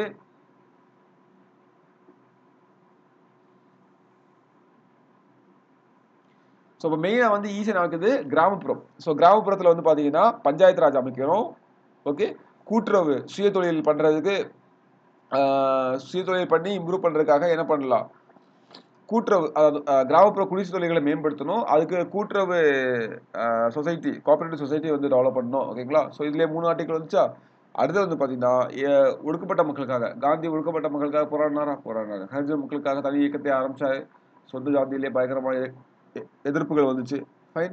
அதே மாதிரி பார்த்தீங்கன்னா நமக்கு 2 விஷயம். ஒன்று வந்து போதைப் பொருட்கள் மதுபானங்கள் அதை வந்து தடை பண்ண சொல்லியிருப்பாரு. கவுஸ்லாட்டர் ஓகேங்களா? பசுவதை இதெல்லாம் தடை பண்ண சொல்லியிருப்பாரு. ஓகேங்களா? ஸோ இப்போ அப்படியே பாருங்க புரிஞ்சிடும். ஆர்டிகல் 40 என்ன சொல்லுது? கிராம பஞ்சாயத்தில் நிறுவி அவை தன்னாட்சி அமைப்புகளாக செயல்படுவதற்கு தேவையான அனைத்து அதிகாரங்களையும் வழங்க வேண்டும். Organise village panchayat and endow them with such powers and authority as may necessary to enable them to function as unit of self government. ஓகேங்களா? இதான் வந்து ஆர்டிகல் 40 அப்படின்றது. ஆர்டிகல் 43 அப்படின்றது நமக்கு என்னன்னு பார்த்தீங்கன்னா கிராமப்புறங்களில் தனிப்பட்ட முறையில் அல்லது கூட்டுறவு மூலம் குடிசை தொழில்களில் மேம்படுத்த வேண்டும். ஓகேங்களா? ஸோ அப்போ இந்த கீவேர்டு என்னது? குடிசை தொழில். ஆர்டிகல் 40ல வந்து பார்த்தீங்கன்னா இது என்னது? கிராம பஞ்சாயத்துகள் ஆர்கனைஸ் வில்லேஜ் பஞ்சாயத்து கிராம பஞ்சாயத்துகள் இதான் கீவேர்டு. இது மட்டும் தான் நீங்கள் படிக்கணும். ஓகே. அடுத்து வந்து பார்த்தீங்கன்னா இங்கே என்ன நமக்கு வந்து மெயினாக குடிசை தொழில்கள். ஓகேங்களா? ஸோ வந்து எங்களுக்கு ப்ரொமோட் காட்டேஜ் இண்டஸ்ட்ரீஸ். ஓகேங்களா? ஸோ இது மட்டும் தான் கீவேர்டு. அடுத்தது 43க்கு அப்புறம் 43B வந்து பார்த்தீங்கன்னா அதுக்கு ரிலேட்டடாக உள்ளது என்னது? Cooperative societies. ஓகேங்களா? எந்த அமெண்ட்மென்ட் மூலமாக சேர்த்துட்டாங்க? 47வது கான்ஸ்டிடியூஷனல் அமெண்ட்மென்ட் மூலமாக சேர்த்துட்டாங்க. ஓகேங்களா? அடுத்து வந்து பார்த்தீங்கன்னா எஸ்சி எஸ்டிஸ் ஹரிஜன் மக்களுக்காக. ஓகேங்களா? காந்தியை பேஸ் பண்ணியே படிச்சுக்கோங்க. ஓகேங்களா? ஸோ காந்தி எஸ்சி எஸ்டி மக்களுடைய அவங்கள சுரண்டலேருந்து பாதுகாக்கிறது, அவங்க பொருளாதாரத்தில் மேம்பட வைக்கிறது, இந்த மாதிரி விஷயங்கள். அதுக்கப்புறம் 47, 48 ஓகே. ஸோ 47ல நமக்கு என்ன சொல்லிருப்பாங்க? இதுக்கு முன்னாடி நம்ம பார்த்தோம் ஊட்டச்சத்து அளவை வந்து உயர்த்துறது மக்களின் வாழ்க்கை தர மேம்பாடு அப்படிதானே? அப்போ மக்களோட வாழ்க்கை தர மேம்பாடு அப்படின்னு வரும்போது இது காந்திய கொள்கைகளையும் ஒன்னான உடலுக்கு தீங்கு விளைவிக்கக்கூடிய போதைப் பொருட்களை உட்கொள்றதை தடுக்கிறதும் அதெல்லாம் வரும் அப்படிதானே? ஸோ அதுவும் வந்து பார்த்தீங்கன்னா ஸோ ஹெல்த்தியான ஃபுட்டு சாப்பிட்றது எவ்வளோ முக்கியமோ அதே மாதிரி ஹெல்த்தி இல்லாத விஷயங்களை தவிர்க்கிறதும் முக்கியம் தானே. உடலுக்கு ஊறு விளைவிக்கக்கூடிய பொருட்களும் தவிர்க்கிறதும் முக்கியம் தானே. ஸோ ரெண்டுமே வந்து ஆர்டிகல் 47 சொல்லியிருப்பாங்க. ஓகேங்களா. ஸோ ஆர்டிகல் 47 வந்து காந்தியன் இதிலே வரும், அங்கேயே வரும், அதை பார்த்துக்கோங்க. ஓகே. ஸோ அப்போ உடல் நலனுக்கு தீங்கு விளைவிக்கக்கூடிய போதை பானங்கள் மற்றும் ஒரு மருந்து உட்கொள்ளுதலை தடுக்கிறது. ஓகேங்களா. ஸோ போதை பானங்கள், அதாவது போதை அப்படின்றதான் உங்களுக்கு வந்து இங்கே என்னவாக்கும், கீ பாயிண்டா இருக்கும். ஓகேங்களா. அடுத்தது ஆர்டிகிள் 48 என்ன சொல்லுதுன்னா, பசுக்கள், கன்றுகள் மற்றும் பால் மற்றும் வேலை மாடுகள் கொல்வதை தடை செய்வது, அதிலிருந்து பாதுகாக்கிறோம் அப்படின்றக்காக. ஓகேங்களா. So prohibit the slaughter of cows, அதான் முக்கியமானது. ஓகேங்களா. ஸோ பசுக்களை வந்து பார்த்தீங்கன்னா கொல்வதை தடை செய்வது, இது போல தான் கீவேர்டு. ஓகே. ஸோ இதில் வந்து பெருசாக வந்து எக்ஸ்பிளேஷன் தேவையில்லை, உங்களுக்கே புரிஞ்சிருக்கும் அப்படின்னு நம்புறேன், இல்லையா? எஸ், வாட் இஸ் வாட், அவ்வளோதான் எல்லாமே. ஓகேவா. ஸோ இதான் வந்து பார்த்தீங்கன்னா காந்திய நெறிகள் அப்படின்றது. ஓகேவா. ஸோ ஜஸ்ட் இதை மட்டும் ரீட் பண்ணிட்டு இருக்கேன். ஒரு 5 மினிட்ஸ் வந்து ஒரு சின்ன பிரேக் எடுத்துக்கலாம். ஸோ பிரேக் எடுத்துட்டு நம்ம வந்து கண்டினியூ பண்ணலாம். ஓகேங்களா. ஸோ டைம் 6 ஆகுது. ஸோ 6:05 வரை நம்ம வந்து பிரேக் எடுத்துட்டு 6:05லேருந்து ரிசீவ் பண்ணிக்கலாம். ஓகே.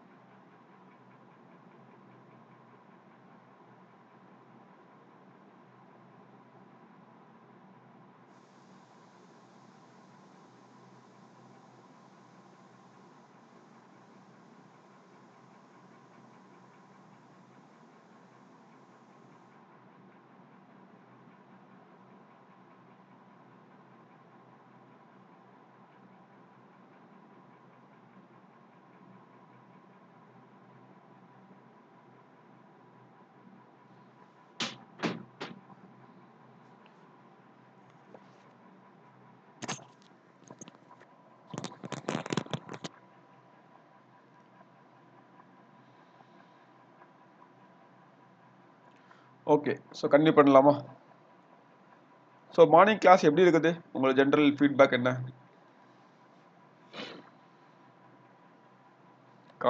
காலையிலேயே 5 o'clock எந்திரிக்க கஷ்டமா இருக்குதா? இல்லை ஓகே செட் ஆயிடுச்சு சார் நல்லா இருக்கு அப்படின்ற மாதிரி இருக்குதா?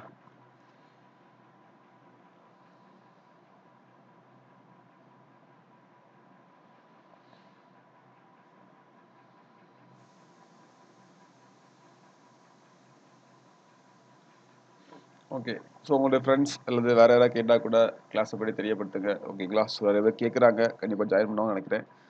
ஸோ எல்லாரும் வந்து பார்த்தீங்கன்னா அந்த லாஸ்ட் டைம் அந்த எக்ஸாம் நோட்டிஃபிகேஷன் அந்த டைம் வரப்போ ஸோ எல்லாம் வந்து பார்த்தீங்கன்னா ஒரு ஒரு எட்ஜில் அது அடுத்தது ஓகே உடனே பண்ணணும் அப்படின்ற டைமில் கிளாஸ் ஜாயின் பண்ணுவாங்க. அது ஒரு ராங் அப்ரோச். கரெக்டாக ஒரு 6 months minimum 6 months. Okay minimum 6 months நம்ம வந்து கரெக்டாக பிளான் பண்ணால் தான் எக்ஸாம் வந்து கிளியர் பண்ண முடியும். ஓகே ஸோ ஆல்ரெடி படிச்சிருக்கோம் அப்படின்னா ஆல்ரெடி படிச்சிருக்கோம் ஒரு நல்ல மார்க் ஏற்கனவே வந்து வாங்கியிருக்கோம் எக்ஸாம்லாம் கொடுத்துருக்கோம் அப்படின்னு பார்த்தீங்கன்னா ஒரு 3 months ஒரு 4 months போதுமானது. அப்படினாலுமே நான் 6 months சொல்லுவேன். ஸோ அப்படி ஓகே நான் வந்து ஆல்ரெடி டச்லாம் இருக்கேன் ஒரு 3 மாதம் நான் வந்து ஃபுல்லாக உட்காந்து படிக்கிறேன் அப்படின்னா அது ஓகே. அப்படி இல்லாத பட்சத்தில் வந்து பார்த்தீங்கன்னா ஒரு 6 மாத காலம் அது மினிமம் 6 to 1 வருஷம் அது ஒவ்வொருடைய கெப்பாசிட்டி பொறுத்து. ஸோ ஒரு ஃபுல் எஃபர்ட் போடும்போது ஒரு நல்ல ஒரு பலனை வந்து பார்க்கலாம். ஸோ அப்படி போட்டு நம்ம வந்து போய் எக்ஸாம் எழுதாதான் நம்ம ஆக்சுவலாக என்ன தப்பு பண்ணுறோம் என்ன இம்ப்ரூவ் பண்ணணுன்றே தெரியும். நம்மளுடைய 100% கொடுக்காம சும்மா போய் எக்ஸாம் எழுதிட்டு வந்தோம் அப்படின்னா ஒருவேளை நமக்கு வந்து கிளியர் ஆகலை அப்படின்னா கூட நம்ம எதனால கிளியர் ஆகலை அப்படின்ற கண்டுபிடிக்க முடியாது. நம்மளுடைய ஒரே பதில் என்னவா இருக்கணும்னா நான் ஒழுங்காக படிக்கலை அப்படின்ற முடிஞ்சிடும். ஸோ அது ஒரு ராங் அப்ரோச். ஓகே ஸோ வந்து என்னென்னு பார்த்தீங்கன்னா நான் வந்து ஓகே ஒழுங்காக படிக்கலை அந்த ஒரு காரணம் சொல்லக்கூடாது. நான் வந்து ஒரு என்னுடைய ஃபுல் எஃபோர்ட்டை கொடுத்தேன். என்னால் 100% இதுதான் நான் ஒரு 90% கொடுத்தேன் அப்படின்றப்ப அப்படி கொடுத்துட்டு எக்ஸாம் கிளியர் ஆகலை அப்படின்னா தான் அப்படின்ற இடத்துல நமக்கு என்ன தப்பு பண்ணணும் அதுதான் உண்மையான தப்பை கண்டுபிடிக்கிறது. ஸோ ஸோ அதனால் அந்த டைமை வந்து கரெக்டாக யூஸ் பண்ணி எல்லாத்தையும் படித்து முடிச்சுட்டு 100% எக்ஸாமுக்கு ப்ரிப்பேர்டாக போகிறது. 100% போக முடியாட்டாலும் ஒரு 90% நம்ம ப்ரிப்பேர்டாக போகிறோம். ஸோ கண்டிப்பாக கிளியர் பண்ணிடுவோம். ஒருவேளை மிஸ் ஆனால் கூட என்ன தப்பு பண்ணணும் அப்படின்றது கிளியராக தெரியும். அதை நம்ம நெக்ஸ்ட் டைம் வந்து சரி பண்ணிக்க வேண்டியது அவ்வளோதான். ஓகே ஸோ அப்படி 1 அல்லது 2 அட்டம்ப்டில் நம்ம வந்து பாஸ் பண்ணி தான் இது. ஸோ நம்ம ஆல்ரெடி படிச்சுட்டு இருக்கோம் பார்த்துட்டு இருக்கோம் அப்படின்றப்ப ஒரு அட்டம்ப்டில் கிளியர் ஆகுதான் ஸ்மார்ட் மூவ் கண்டிப்பாக பண்ணி ஆகணும் அப்படின்றது தான். ஸோ அதுக்கான வழிகள் என்ன அவ்வளோதான். ஓகேங்களா? ஸோ ப்ரீவியஸ் கொஸ்டின்லாம் பார்க்க ஆரம்பிச்சுக்கோங்க அப்படின்னு நம்புகிறேன். ஸோ ப்ரீவியஸ் கொஸ்டின் வந்து பார்த்தீங்கன்னா நம்ம வந்து அதாவது தனியாக எக்ஸ்ட்ராக்ட் பண்ணி நம்ம பண்ணிகிட்டு இருக்கோம். ஓகேங்களா? அந்த ஒர்க் வந்து சீக்கிரமாக முடியும் அப்படின்னு சொல்லி நம்புகிறேன். ஸோ டாபிக் வைஸாக செக்ரேட் பண்ணுறது ஒரு பெரிய வேலை. ஓகேங்களா? ஸோ நீங்கள் வந்து அதனால் என்ன சொல்லுவேன்னா வேறு ஏதாவது ப்ரீவியஸ் கொஸ்டின் உங்களுக்கு வந்து கிடைச்சா கூட நீங்கள் அதை வந்து ஃபாலோ பண்ணிக்கோங்க அப்படின்னு சொல்லுவேன் இப்போதைக்கு. Okay yes. ஸோ ஓகே அப்போ காந்தியன் பிரின்சிபல் நமக்கு வந்து முடிஞ்சு. காந்தியன் பிரின்சிபல் ஓகே அப்படிதானே. அடுத்து வந்து பார்த்தீங்கன்னா நமக்கு வந்து என்ன பார்க்க போகிறோம் லிபரல் மற்றும் தாராளவாத intellectual. Okay liberal intellectual principles article 44 45 48 48A 49 50 51 இது ஈஸியாக இருக்கும். ஆக்சுவலாக பார்த்தீங்கன்னா என்னை பொறுத்தவரை நான் ஈஸி கஷ்டம் சொல்லி உங்களை வந்து மைண்டை மாற்றி விட்டுக்கூடாது. ஸோ இந்த காந்தியன் பிரின்சிபலை வந்து ஞாபகம் வைக்கிறது ஈஸி. அதே மாதிரி லிபரல் இன்டலெக்சுவல் இந்த பிரின்சிபலை வந்து ஞாபகம் வைக்கிறது ஈஸி. அந்த சோசியலிஸ்டிக் தான் வந்து பார்த்தீங்கன்னா கொஞ்சம் ஈஸியாக மறக்கிற மாதிரி இருக்கும். எல்லாம் ஒன்று போல இருக்கும் ஒரே மாதிரி இருக்கும். ஓகேங்களா? ஸோ ரொம்ப முக்கியமானதை ஃபர்ஸ்ட் படிங்க அடுத்து மீடியா படிங்க. இப்போ வந்து பார்த்தீங்கன்னா ஆர்டிகல் 39A வந்து உங்களுக்கு வந்து மறக்காது இலவச சட்ட உதவி. ஓகே அதை ஞாபகம்டா போதுமானது. ஓகே என்ன ஸோ அதே மாதிரி நமக்கு வந்து வேற என்ன ஆர்டிகல் 47 ஊட்டச்சத்து மறக்காது அப்படிதானே. ஸோ அந்த 47 நமக்கு வந்து பார்த்தீங்கன்னா காந்தியன் பிரின்சிபலில் இந்த மதுபான லிக்கரை வந்து பேன் பண்ணணும் லிக்கரை வந்து ப்ரொஹிபிட் பண்ணணும் போதைப் பொருட்களை ப்ரொஹிபிட் பண்ணணும் அதே நமக்கு வந்து சேர்ந்து வரும் அப்படின்னு. ஸோ இப்போதைக்கு அவ்வளோ ஞாபகம் இருக்குதா போதும். ஓகே 2 ஆர்டிகல் தெரியுது. ஓகே போதும். ஸோ இப்படி நம்ம வந்து ஓகே இந்த 2 நம்ம வந்து மறக்கவே மறக்காது. இனி எனக்கு மறக்கக்கூடிய ஏதோ 2 படிக்கிறேன். ஓகேங்களா? ஸோ அப்படி கொஞ்சம் கொஞ்சமாக பில்ட் பண்ணிட்டே போகணும். ஆனால் கொஞ்சம் கவனமாக வந்து பில்ட் பண்ணிட்டே போனாலே வந்துடும். ஓகேவா? ஸோ ஆர்டிகிள் 44 ரொம்ப 1 செகண்ட். ஓகே ஆர்டிகிள் 44 ரொம்ப ரொம்ப முக்கியமான ஒரு ஆர்டிகிள் இல்லையா?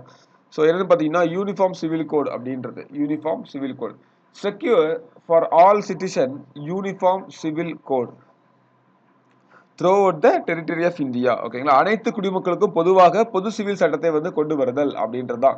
ஸோ வந்து பார்த்தீங்கன்னா இதில் வந்து என்னெல்லாம் கவர் ஆகும் கவரிங் மேரேஜஸ். ஓகே எல்லாமே covering marriages, divorce, inheritance, adoptions. ஓகேங்களா? Under one law for all religion. ஓகேங்களா? இந்திய நாடு முழுவதிலும் உள்ள அனைத்து குடிமக்களுக்கும் ஒரு பொதுவான சிவில் சட்டத்தை கொண்டு வர அரசு முயல வேண்டும் அப்படின்றது. ஓகே. ஸோ இந்த சிவில் சட்டம், கிரிமினல் சட்டம் அப்படின்றப்ப, சிவில் சட்டம் அப்படின்ற நமக்கு தெரியணும் இல்லையா? என்னது? சிவில் வந்து பார்த்தீங்கன்னா நமக்கு திருமணம் ஆகட்டும், விவாகரத்து இருக்கட்டும், தத்தெடுக்கிறது, சொத்துரிமை, வாரிசுரிமை, இந்த மாதிரியான தனிநபர் சார்ந்த விஷயங்கள் இது எல்லாமே வந்து பார்த்தீங்கன்னா சிவில் சட்டம். இப்போ இந்தியாவில் எப்படி இருக்குது? ஸோ திருமணம் வந்து பார்த்தீங்கன்னா ஒவ்வொரு ரிலீஜனுக்கும் ஒவ்வொரு மாதிரி இருக்கும், அப்படி தானே? விவாகரத்து வந்து பார்த்தீங்கன்னா முன்னாடி அதே மாதிரி முஸ்லீமுக்கு வந்து பார்த்தீங்கன்னா முத்தலாக் அப்படின்ற ஒரு கான்செப்ட் இருக்கும். ஸோ இந்த மாதிரியான ஒவ்வொரு ரிலீஜனுக்கும் ஒவ்வொரு மாதிரியான இது இருக்குது. ஓகேவா? இந்து திருமண சட்டம், இஸ்லாமிய திருமண சட்டம், கிறிஸ்தவ திருமண சட்டம் அப்படின்ற மாதிரி. ஸோ அப்போ வந்து இதெல்லாம் இல்லாமல் இந்தியா ஃபுல்லாக ஒரே காமன் ஒரு லா கொண்டு வரணும், காமன் கோடு கொண்டு வரணும். ஓகேங்களா? ஸோ திருமணம் அப்படின்னா இப்படி தான் இருக்கணும் அப்படின்னு சொல்லிட்டு இந்தியா ஃபுல்லாகவே அந்த மாதிரி சொல்கிறது தான் யூனிஃபார்ம் சிவில் கோட் அப்படின்றது. ஓகேங்களா? ஸோ ஏன் அப்படின்னு பார்த்தீங்கன்னா இதில் சில வகையான சில இடங்களில் வந்து சில முஸ்லீம்களுடைய அந்த விவாகரத்து முறை பார்த்தீங்கன்னா ரொம்பவே கொஞ்சம் அநியாயமோ அப்படின்ற மாதிரி இருக்கும். அவங்களுடைய இதுபடி ஓகே, ஆனால் வந்து பொதுவாக நம்ம வந்து திங்க் பண்ணும்போது கொஞ்சம் அநியாயமாக இருக்கும் ஒரு செயல் அப்படின்ற மாதிரி இருக்கும். ஸோ அதெல்லாம் வந்து தடை பண்ணணும் இல்லையா? ஸோ அந்த மாதிரிக்காக கொண்டு வரணும்னு சொல்கிறது தான். ஓகே. ஸோ இது வந்து பார்த்தா சில மாநிலங்களில் கொண்டு வந்துட்டாங்க, ஆல்ரெடி உத்தரகாண்டில் வந்து கொண்டு வந்துட்டாங்கன்னு நினைக்கிறேன். ஓகேங்களா? ஸோ இப்போ பாருங்க, இப்போ வந்து சிவில் இப்போ என்ன சொல்றாங்க இதில், secure all citizen from the uniform civil code. ஓகேங்களா? அப்போ சிவில் அப்படின்றது, அப்போ இங்கே பாருங்க, சிவில் அப்படின்னா நமக்கு வந்து கிரிமினல் அப்படின்ற ஒரு வார்த்தை நமக்கு வந்து என்னன்னு தெரியணும் தானே? ஸோ கிரிமினல் அப்படின்றது கொலை, கொள்ளை அந்த மாதிரியான குற்றங்களுக்கான சட்டங்கள். ஓகேங்களா? ஸோ இது வந்து பார்த்தீங்கன்னா எல்லாருக்கும் பொதுவானதாக இருக்குது. ஓகே. இந்தியாவில் வந்து பார்த்தீங்கன்னா யூனிஃபார்ம் கிரிமினல் கோட் இருக்குது. ஓகேங்களா? ஸோ அப்படி சொல்ல முடியாது. ஸோ கிரிமினல் விஷயத்தில் வந்து பார்த்தீங்கன்னா எல்லாத்துக்கும் ஒன்று தான். ஸோ கொலை வந்து யார் பண்ணாலும் கொலை தான். ஸோ அந்த சட்டங்களுக்காக கிடையாது. நமக்கு வந்து என்னது, நமக்கு பிஎன்எஸ், பாரதிய நியாய சங்கீதா, அதானே? அதாவது முன்னாடி ஐபிசின்னு இருந்துச்சுல, இந்தியன் பீனல் கோட். இப்போ நமக்கு எப்படி பேர் மாத்தாங்க, இந்திய தண்டனை சட்டம் அப்படின்னு இருந்துச்சு. இப்போ வந்து பாரதிய நியாய சங்கீதா அப்படின்னு மாத்திட்டாங்களே. ஸோ அதில் வந்து நமக்கு என்ன சொல்றாங்க, இந்த கொலை, கொள்ளை அந்த மாதிரி குற்றங்கள், கிரிமினல் குற்றங்கள் எல்லாமே எல்லாத்துக்கும் பொதுவானதா. அப்போ யூனிஃபார்ம் சிவில் கோடை வந்து நம்ம கொண்டு வரணும் அப்படின்னு சொல்றாங்க. ஓகேங்களா? ஸோ இப்போ வந்து பார்த்தீங்கன்னா கோவாவில் வந்து நமக்கு ரொம்ப முன்னாடி இருந்தே இருக்குது. உத்தரகாண்டில் வந்து 2024 வந்து கொண்டு வந்திருக்காங்க. ஸோ உத்தரகாண்ட் தான் முதலாக இந்த இதை முதலாக கொண்டு வந்தது. எதை? யூசிசி, யூனிஃபார்ம் சிவில் கோடை வந்து முதலாக கொண்டு வந்தது யாரு? உத்தரகாண்ட். ஓகேங்களா? உத்தரகாண்டுக்கு முன்னால் நமக்கு வந்து பார்த்தீங்கன்னா 1867 இருந்தே கோவாவில் வந்து அவங்க போர்ச்சுகீஸ் சட்டம் அது. ஓகேங்களா? ஸோ போர்ச்சுகீஸ் காலத்துல இருந்து அந்த சட்டம் வந்து 1867 இருந்து அங்க வந்து ஃபாலோ பண்ணிட்டு இருக்காங்க. ஓகேங்களா? உத்தரகாண்ட்ல 2004.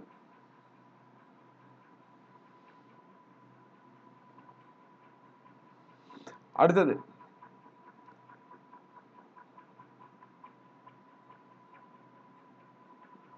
சாரி 2004 சொன்னோம். 2004 இல்ல 2024. Okay sorry 2024.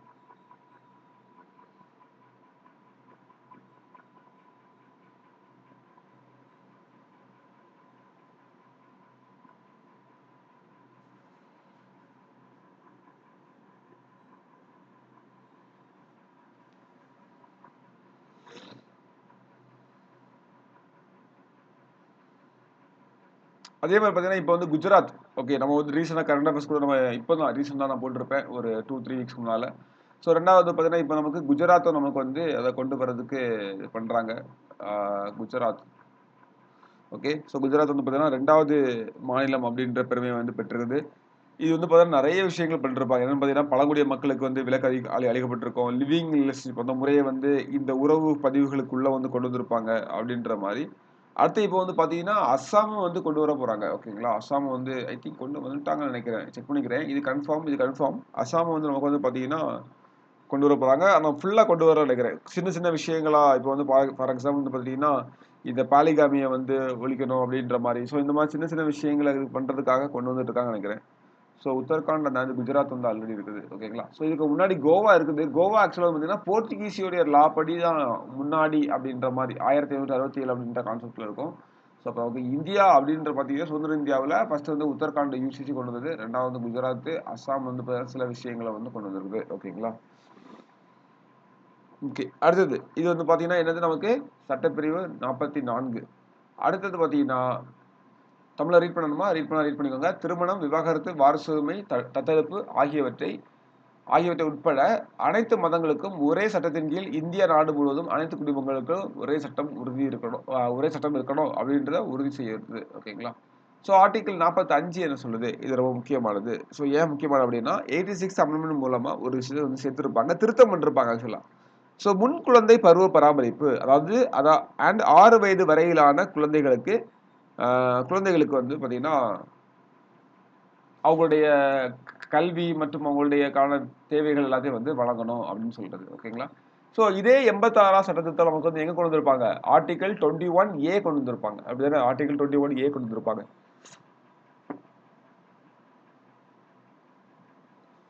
ஓகே.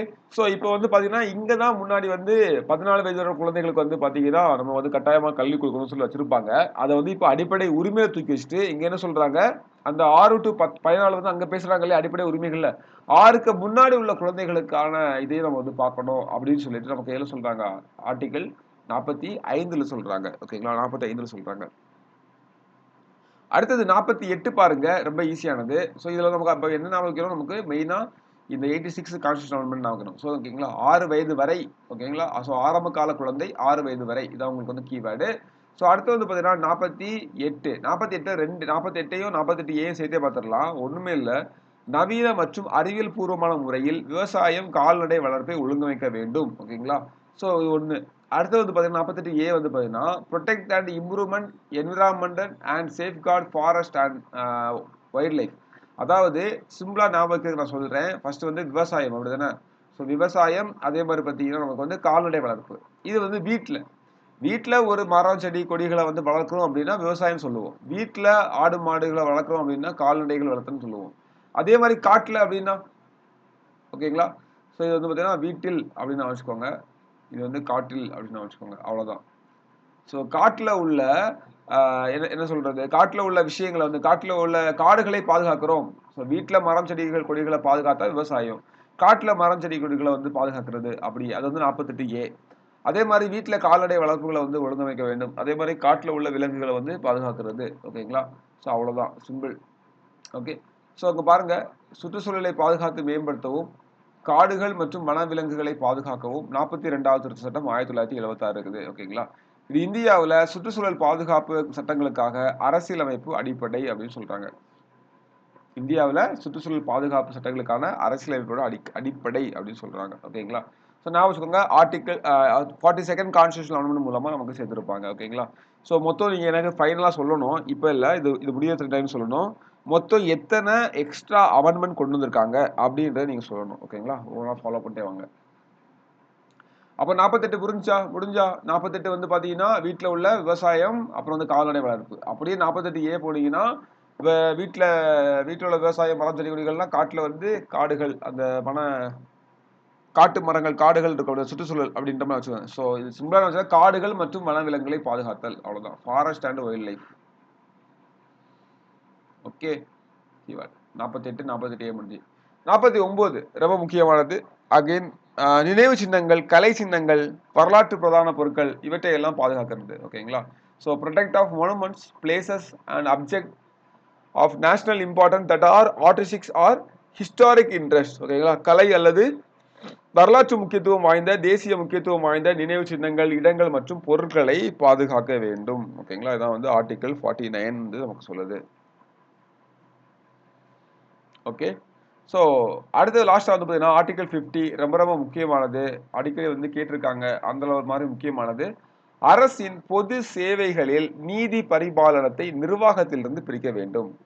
அரசின் பொது சேவைகளில் நீதி பரிபாலனத்தை நிர்வாகத்திலிருந்து பிரிக்க வேண்டும். ஓகேங்களா? வேற ஒன்றும் இல்லை. செப்பரேஷன்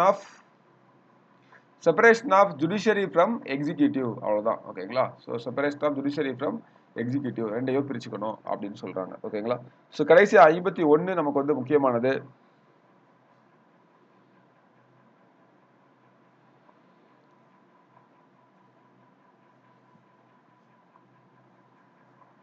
ஸோ இதுல வந்து இன்னொரு விஷயம் சொல்றேன். இந்த 50ல வந்து பாத்தீங்கன்னா 50 வந்து பாத்தீங்கன்னா ஏன் அப்படி சொல்றாங்க?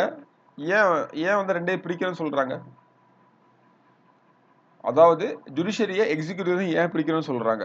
எனக்கு சிம்பிளான ஒரு விஷயம் தான். ஏன்னா அரசாங்கத்துடைய அதிகாரம் வந்து ஒரே இடத்துல வந்து குவிஞ்சிடக்கூடாது. குவிஞ்சா என்ன ஆகும்?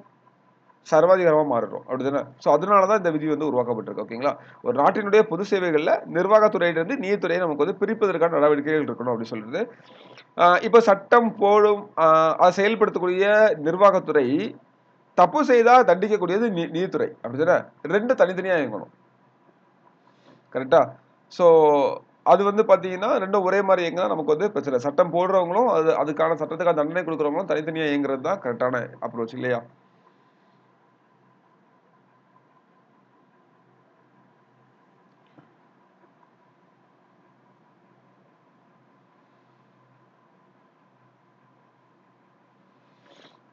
ஓகே.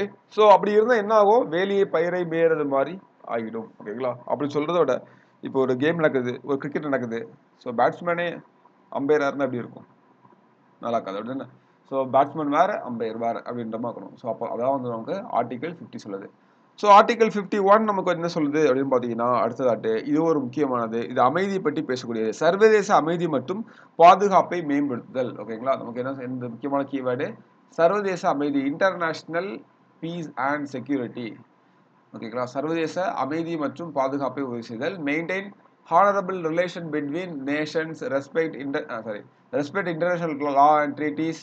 ஓகேங்களா. ஸோ இது வந்து பார்த்தீங்கன்னா உலகத்துக்கு கூட நம்ம வந்து ஒற்றுமையாக இருக்கிறது அப்படின்ற கான்செப்ட் வந்து வலியுறுத்துது. ஓகே. ஸோ இதான் வந்து ஆர்டிகல் 51. ஓகே. உலக அரங்கில் அமைதி நிலைநாட்டுறதுக்காக உள்ள விஷயங்கள்.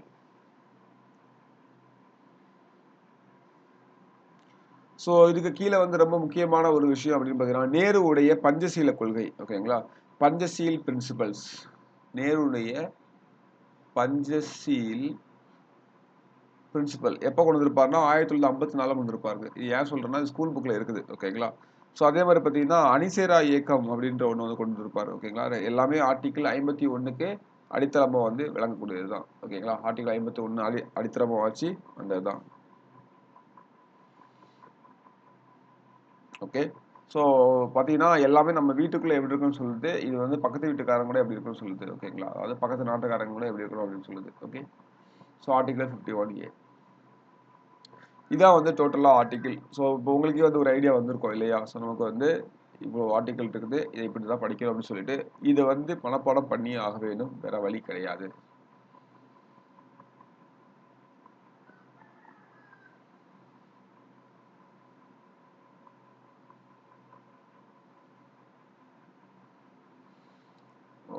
So okay. இப்போ நீங்களே சொல்லுங்க பார்க்கலாம், எத்தனை அமெண்ட்மெண்ட் வந்துச்சு மொத்தமாட்டு. நான் கொடுக்கல, பரவாயில்ல. நீங்களே சொல்லுங்க பார்க்கலாமே. ஸோ 42nd அமெண்ட்மெண்ட் ஆக்ட் இதெல்லாம் வந்துச்சு. 42nd அமெண்ட்மெண்ட் ஆக்ட் எந்தெந்த இதெல்லாம் வந்து பார்த்தீங்கன்னா 42nd அமெண்ட்மெண்ட் ஆக்ட் வந்துச்சு. ஆர்டிகல் 39ல ஒன்று சேர்த்துக்கிட்டாங்களா. ஓகேவா. அப்புறம் 39A கம்ப்ளீட்டாக வந்து நமக்கு வந்து 42nd அமெண்ட்மெண்ட் ஆக்ட் தான் அப்படி தானே. அப்புறம் வந்து பார்த்தீங்கன்னா 40 இதில் வரும் 43A கரெக்டா. 43A 42nd அமெண்ட்மெண்ட் ஆக்டில் வரும். அப்புறம் வந்து 48A வரும் அப்படி தானே. 48A கரெக்டா. ஓகே. ஸோ வந்து இதை நான் வச்சுக்கோங்க. இந்த நாலுமே வந்து பார்த்தீங்கன்னா 42nd அமெண்ட்மெண்ட் ஆக்ட் மூலமாக சேர்த்துருப்பாங்க. ஓகேங்களா. 4 வந்து பார்த்தீங்கன்னா 42nd அமெண்ட்மெண்ட் ஆக்ட் மூலமாக சேர்த்துருப்பாங்க. மீதி வந்து பார்த்தீங்கன்னா 44th அமெண்ட்மெண்ட் ஆக்டில் என்ன சேர்த்துக்கிட்டாங்க. Okay. 44th constitutional amendment act 44th constitutional amendment ஆக்டில் வந்து என்ன சேர்த்துக்கிட்டாங்கன்னா 44th அமெண்ட்மெண்ட் ஆக்ட் எப்போ இயர் ஞாபகம் இருக்குல்ல 1978. 42nd வந்து 1976 கரெக்டா. ஸோ இதில் வந்து பார்த்தீங்கன்னா 44th வந்து எதை பார்த்தோம் 38 அப்படி தானே.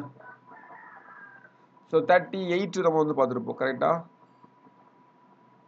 ஆமாம். ஃபர்ஸ்ட் வந்து ஒரு சின்ன விஷயம் வந்து சேர்த்துருப்பாங்க. ஓகே. அது மட்டும் தான் நினைக்கிறேன். ஓகே. அடுத்து வந்து பார்த்தீங்கன்னா 86 ஈஸி, நீங்கள் மறக்க மாட்டீங்க. 86 கான்ஸ்டியூஷனல் அமெண்ட்மெண்ட் ஆக்டில் வந்து பார்த்தீங்கன்னா நமக்கு வந்து என்ன சேர்த்துருப்பாங்க, அந்த ஸ்கூலுக்கு போகிறதுக்கு முன்னாடி 6 வயசுக்கு முன்னாடி உள்ள குழந்தைகளுக்கு அப்படி தானே. அது வந்து 45ல் வந்து சேஞ்சஸ் கொண்டு வந்திருப்பாங்க. 45th ஆர்டிக்கல் வந்து சேஞ்சஸ் கொண்டு வந்திருப்பாங்க கரெக்டாக. அடுத்தது இன்னொன்று என்னது 97th கான்ஸ்டியூஷனல் அமெண்ட்மெண்ட் ஆக்ட். என்னது 97th கான்ஸ்டியூஷனல் அமெண்ட்மெண்ட் ஆக்ட் வந்து பார்த்தீங்கன்னா நமக்கு வந்து மெயினாக 43B வந்து சேர்த்துருப்பாங்க. ஓகேங்களா. 43B வந்து சேர்த்துருப்பாங்க. என்னது 43B கூட்டுறவு. ஓகேங்களா. ஸோ கூட்டுறவு. ஓகே. ஸோ இது சிங்கிளா இருக்க மட்டுமா நான் வச்சுக்கோங்க. 38 வந்து பார்த்தீங்கன்னா, அந்த மக்களுடைய நலன், அதில வந்து சில விஷயங்கள், அதாவது வருவாய், அந்தஸ்து, வசதி வாய்ப்பு இதெல்லாம் இம்ப்ரூவ் பண்றதுக்கான சில விஷயங்கள பண்ணணும்னு சொல்லியிருப்பாங்க.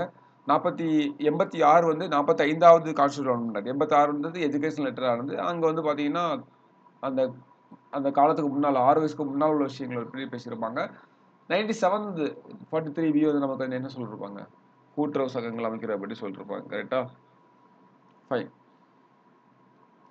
ஸோ இந்த அமெண்ட்மென்ட் ஞாபகம் வச்சுக்கோங்க. இதுல இருந்து தான் கொஸ்டின் கேட்பாங்க. வாய்ப்பு இருக்குது. ஓகேவா?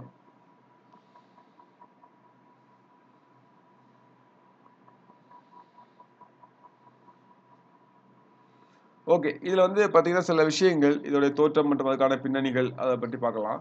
Sir PN. ராவ் வந்து என்ன சொல்றாரு அப்படி பார்த்தீங்கன்னா, இவர் வந்து யாரா இருந்தாரு பி.என். ராவ்? எங்கேயோ கேள்விப்பட்ட மாரி இருக்கா? எஸ். அரசியலமைப்பு ஆலோசகரா இருந்தவர். அப்படிதானே? ஸோ நம்ம ஸ்டார்ட்டிங்லயே பார்த்துருப்போம். மேக்கிங் ஆஃப் பிரியாம்பிள், சைலண்ட் பிக்சர்லயே பார்த்திருப்போம். அரசியலமைப்பு ஆலோசகரா இருந்தவர். இவர் என்ன சொல்றாருன்னா, தனிப்பட்ட உரிமைகள வந்து 2ஆ பிரிக்கணும் அப்படின்னு சொல்லியிருப்பாரு. ஓகேங்களா? தனிப்பட்ட உரிமைகள வந்து 2ஆ பிரிக்கணும் அப்படின்னு சொல்லிட்டு. அதாவது அடிப்படை உரிமைகள், தனிமனித உரிமைகள அடிப்படை உரிமைகள் அப்படின்னு சொல்லிட்டும், சாரி. ஸோ இவர் வந்து தனிமனித உரிமைகள 2ஆ பிரிக்கணும்னு சொல்லிட்டு பரிந்துரை. ஒண்ணு வந்து அடிப்படை உரிமைகள், ஒண்ணு வந்து வழிகாட்டு நெறிகள் அப்படின்னு சொல்லிட்டு. ஸோ இது வந்து பார்த்தீங்கன்னா, இத நடைமுறைப்படுத்துவதில உள்ள பொதுவான அம்சம் அப்படின்றது தான். ஸோ ஃபண்டமெண்டல் ரைட்ஸ் அப்படின்றது நமக்கு வந்து அடிப்படை உரிமைகள் அப்படின்றது நீதிமன்றத்தால் அமலாக்க முடியும். டிபிஎஸ்பி அப்படின்றது நீதிமன்றத்தால் அமலாக்கம் செய்ய முடியாது. ஓகேங்களா? ஸோ இதுல பாருங்க முக்கியமான ஒரு விஷயம். அல்லாடி கிருஷ்ணசாமி ஐயா சொல்றாரு, "மக்களுக்கு பொறுப்பான எந்த அமைச்சரவையும் பகுதி 4ன் ஏற்பாடுகளை புறக்கணிக்க முடியாது. ஏனில் அது பொது விமர்சனத்தை அழைக்கும்." ஸோ வந்து ஒரு பொறுப்புள்ள அமைச்சகமா, பொறுப்புள்ள அரசாங்கமா, ஓகேங்களா? நமக்கு டிபிஎஸ்பில சொல்லிருக்க எல்லா விஷயத்தையும் சார்ந்து பண்ணுங்க அப்படின்னு சொல்றாங்க. ஓகே. ஸோ அவர் கண்டிப்பா ஒரு நல்ல அரசாங்கம் இத வந்து புறக்கணிக்காது அப்படின்றது. Doctor B.R.. அம்பேத்கர் என்ன சொல்றாரு பாருங்க, "மக்களினுடைய ஏகோபித்த ஆதரவை பெற்ற அரசாங்கம் வழிகாட்டும் நெறிமுறைகளை புறக்கணிக்கலாம். ஆனா, பதிலை தேர்தலுக்கு முன்னால தெளிவுபடுத்தணும்." அப்படின்னு சொல்லிட்டு. ஓகேங்களா? இப்போ வந்து எலக்ஷன் மேனிஃபெஸ்டோல வந்து பார்த்தீங்கன்னா, நமக்கு வந்து இத பேஸ் பண்ணி தான் நமக்கு வந்து கொள்கைகளே வகுப்பாங்க. ஓகேங்களா? அப்போ வந்து மக்கள் வந்து கண்டுபிடிச்சுப்பாங்க. ஓகே இவன் வந்து உண்மையிலேயே ஆட்சி செய்றானா? உண்மையிலேயே நல்லா பண்ணுவானா? அப்படின்றத நம்ம வந்து கண்டுபிடிச்சிடலாம் அப்படின்னு சொல்றாங்க. ஓகேங்களா? அப்படின்னு சொல்லி யார் சொல்றா? அம்பேத்கர் சொல்றார். ஓகேங்களா? எ government which research on popular vote, okay, can ignore DPSP, but it will certainly have to answer for the before the electorate at the time of election. Okay. So இதான். ஸோ அப்போ வந்து பார்த்தீங்கன்னா, என்னதான் நான் என்ஃபோர்ஸபிளா இருந்தா கூட, அதுக்கான அத வந்து அதுக்கான எல்லா விஷயங்களும் நம்ம வந்து அடுத்த லெவல்ல பண்றது நம்மளுடைய கடமையா இருக்குது அப்படின்னு சொல்றாங்க. ஓகேங்களா? ஏன் வந்து இத நீதிமன்றத்தால் நிலைநிறுத்த முடியாது? ஏன் வந்து நம்ம வந்து கோர்ட்டால வந்து இத பண்ண முடியாது? யோசிச்சீங்களா? ஏன்னா, இது எல்லாமே வந்து பார்த்தீங்கன்னா, வெல்ஃபேர் ஆஃப் த ஸ்டேட் அப்படிதானே? எல்லாமே காசு செலவாகும். அப்படிதானே? எல்லாத்துக்கும் ஊதியத்துக்கு ஏற்பாடு பண்றது, வாங்குறது. ஸோ எல்லாமே நீங்க திங்க் பண்ணி பாருங்களேன். காசு செலவாகுமா? ஆகாதா? பயங்கரமான காசு செலவாகும் பட்ஜெட்ல. நம்ம ஆல்ரெடி வந்து பார்த்தீங்கன்னா, இத பேஸ் பண்ணி தான் சட்டங்கள்லாம் போட்டுட்டு இருக்கோம். ஓகேவா? ஸோ இது வந்து பார்த்தீங்கன்னா, மெயினா இது எனக்கு பண்ணல அப்படின்னு சொல்லி கோர்ட்டுக்கு போனா, கோர்ட் வந்து என்ன பண்ணும்? இத பண்ணி விடுப்பா அப்படின்னு சொல்லிட்டு கவர்ன்மெண்ட் சொல்லும். கவர்ன்மெண்ட் சொல்லும். காசு இல்லப்பா அப்படின்னு சொல்லும். ஓகேங்களா? ஸோ ஏதாவது ஒரு எக்ஸாம்பிள் நீங்களே திங்க் பண்ணி பாருங்க. இப்ப நம்ம வந்து பார்த்தீங்கன்னா, எல்லாமே வச்சிருக்கோம் ஆல்ரெடி. எல்லாத்துக்குமே வந்து பார்த்தீங்கன்னா இருக்கு. அத இம்ப்ரூவ் பண்ணனால நமக்கு வந்து கஷ்டமான சூழ்நிலை தான் இருக்குது. ஓகேங்களா? அத இம்ப்ரூவ் பண்ணாலே கஷ்டமான சூழ்நிலை தான் இருக்குது. ஓகே. ஸோ அதனால தான். அப்போ வழிகாட்டு நெறிமுறைகளை செயல்படுத்திட தகுந்த அளவிலான நிதிநிலையை நாடு பெற்றிருக்கவில்லை. ஓகேங்களா? ஸோ இது முக்கியமானது. அடுத்தது பரந்த பன்முகத்தன்மையும் பின்தங்கிய நிலைமையும் நம்ம நாடு பெற்றிருக்கிறது என்ன? ஸோ நெறைய விதமான மக்கள் வாழ்றாங்க. கொஞ்சம் அதனால இன்னும் அடுத்த லெவலுக்கு நம்ம போகல அப்படின்றதும் ஒரு காரணம். ஓகே. ஸோ அதனால என்ன பண்றாங்க? அரசாங்கத்தையே விட்டுட்டாங்க. இதெல்லாம் கைட்லைன்ஸ்ப்பா. இத பார்த்து எப்ப டைம் கிடைக்குதோ, எப்ப இது உனக்கு தோணுதோ பண்ணி விட்டுரு அப்படின்ற மாரி சொல்றாங்க. ஓகேவா? ஓகே. அடுத்து வந்து பார்த்தீங்கன்னா, கிரிட்டிசிசம் கண்டிப்பா இருந்துச்சுன்னா, கிரிட்டிசிசம் இருக்கும். அப்படிதானே? ஸோ ஃபர்ஸ்ட் கிரிட்டிசிசம் என்ன சொல்லுது பார்த்தீங்கன்னா, சட்ட வலிமையின்மை. அதாவது டிபிஎஸ்பிக்கு வந்து சட்ட வலிமை இல்லாதது ஒரு கிரிட்டிசிசமா சொல்றாங்க. நீதிமன்றங்களால் அமலாக்க முடியாது. இது வந்து நடைமுறை வந்து கட்டாயமற்ற சும்மா ஒரு தார்மீக அடிப்படையில தான் இருக்குதோ, ஓகேங்களா? ஸோ இத பண்ணுனா பண்ணலாம், பண்ணலாம்னு இருக்கலாம். பண்ணுனா வந்து நல்லது அப்படின்ற மாரியான அடிப்படையில இருக்குதோ, அப்படின்ற மாரி இவரு கேட்கிறாரு. யாரு? ஸோ இதுக்கான விமர்சனத்துல வந்து ஃபர்ஸ்ட் வந்து ஆக்சுவலா வந்து பார்த்தீங்கன்னா, இதுல வந்து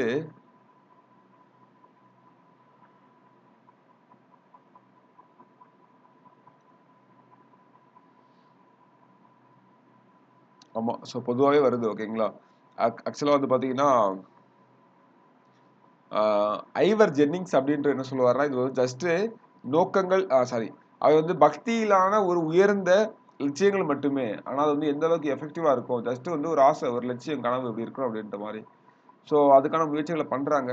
பார்க்கலாம். ஓகேங்களா? அது அது மட்டும் இல்லாம, அத யூஸ் பண்ணி என்ன பண்ணலாம்? இது வந்து எப்படி மக்களுக்கு கரெக்ட்டான விதத்துல கொண்டு போய் சேர்க்கலாம்? அப்படின்ற முயற்சிகள் நம்ம வந்து இது வருங்காலங்கள்ல அல்டிமேட்டா அதான் அப்படிதான் மக்கள் நலன் அப்படின்றது.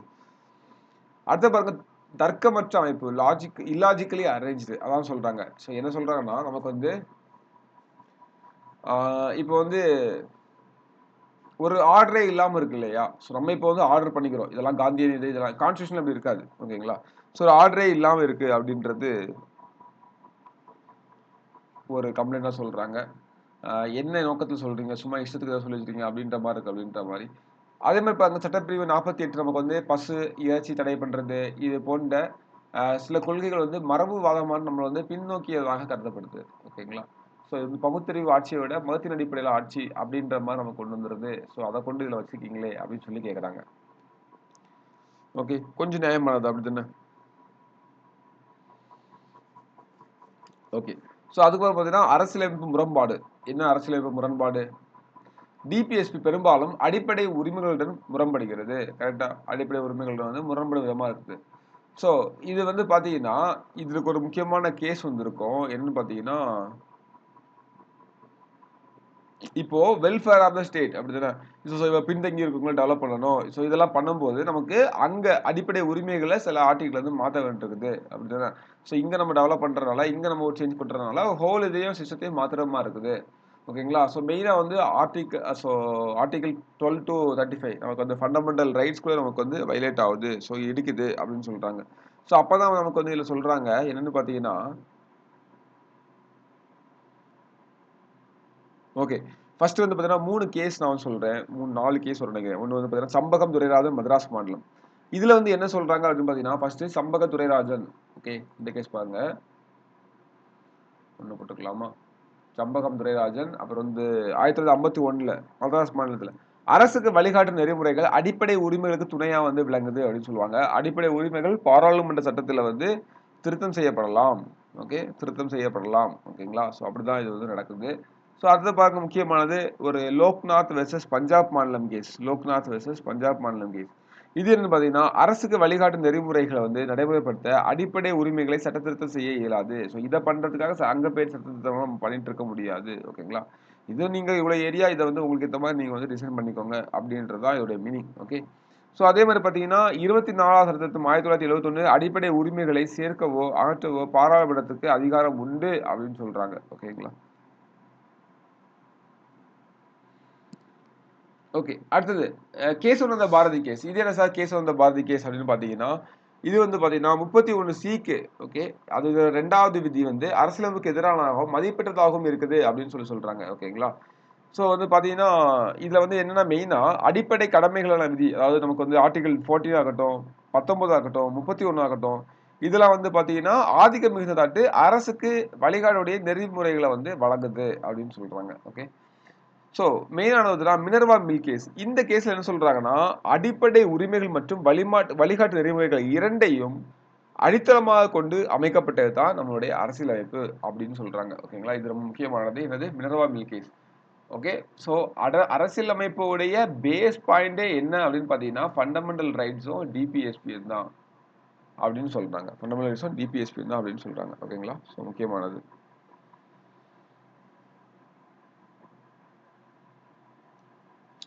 ஓகே. இந்த டிபிஎஸ்பி வந்து நமக்கு பார்ட் 4ல தான் இருக்குதா? வேற எங்கேயும் இல்லையா? அப்படின்னு பார்த்தீங்கன்னா, வேற எங்கேயும் இல்லையா அப்படின்னு பார்த்தீங்கன்னா, ஒரு 3 இடத்துல வரும். ஓகேங்களா? அதாவது எப்படி சொல்லுவாங்கன்னா, அதுக்கு ஹெட்டிங்கு பகுதி 4க்கு வெளியே உள்ள வழிகாட்டல்கள். ஓகேங்களா? ஸோ என்னன்னு பார்த்தீங்கன்னா, ஆர்டிகிள் 335, ஆர்டிகிள் 350 ஆர்டிகிள் 351 ஓகேங்களா? ஆர்டிகிள் 330 35 என்னன்னு பார்த்தீங்கன்னா, எஸ்சி மற்றும் எஸ்டிகளின் சேவை உரிமை கோரல்கள். மத்திய அல்லது மாநில சேவைகள் மற்றும் பதவிகளுக்கான நியமனம். ஸோ இத பத்தி பேசுறது பத்தி தான் ஆர்டிகிள் 335. ஓகே. பகுதி 14ல வந்து பேசியிருப்பாங்க. ஸோ அதாவது சிம்பிளா சொல்லப்போனா, பட்டியலின மக்களுடைய வாதம். மத்திய மற்றும் மாநில ஆட்சிப் பணிகள்ல அவங்கள நியமனம் பண்றதுக்காக. Claims SC, STs to services appointment to services and post connection with union or state. இதான் வந்து பார்த்தீங்கன்னா ஆர்டிகல் 335 நமக்கு வந்து பேசுறது.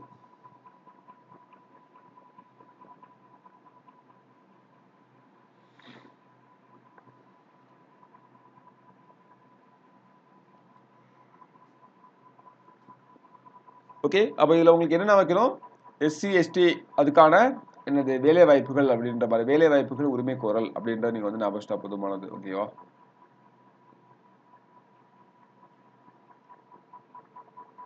ஓகே, ஸோ அவங்களுக்கான இந்த வேலைவாய்ப்பு உரிமைகளை அதே நேரத்தில் அரசு நிர்வாகத்தோட திறனையும் சமப்படுத்துவது யாருடைய வேலை அப்படின்னு சொல்லுவாங்க? கவர்மெண்டோடைய வேலை அப்படின்னு சொல்றாங்க. ஓகேங்களா?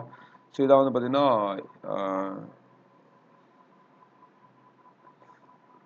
என்னது ஆர்டிகல் 335 அப்படின்றது. அடுத்தது பாருங்க ஆர்டிகல் 350A. இது வந்து தாய்மொழி கல்வியை வந்து இது பண்றது. அதில் கூடவே ஒன்று சொல்லியிருப்பாங்க, அதான் இங்கே வந்து நிறைய சிக்கலாகும். தாய்மொழி கல்வி, ஓகேங்களா, மொழியியல் சிறுபான்மையினருக்கு தொடக்க கல்வி தாய்மொழியில வந்து கற்பிக்கப்படணும் அப்படின்னு சொல்லியிருப்பாங்க. ஓகேங்களா? அடுத்தது 351 தான் ட்விஸ்டே. என்னன்னு பார்த்தீங்கன்னா இந்தி மொழி வளர்ச்சி, அதாவது கூட்டு கலாச்சாரத்தின் அனைத்து கூறுகளின் வெளிப்பாடு ஊடகமாக இந்தி இருக்கனால இந்தியை வந்து பரவலாக எல்லாரும் கற்றுக்கணும் அப்படின்னு சொல்றது. ஓகேங்களா? ஸோ இந்தி எல்லாரும் வந்து கற்றுக்கணும் அப்படின்னு சொல்றது. ஓகே, ஸோ அதை வந்து டெவலப் பண்ணுறதுக்கு, அதை வந்து மக்கள்கிட்ட கொண்டு போய் சேர்க்கறதுக்கு அரசு வந்து முயற்சிக்கணும் அப்படின்னு சொல்றது. ஓகே, ஹிந்தியை வந்து மக்கள்கிட்ட கொண்டு போய் சேர்க்கணும்.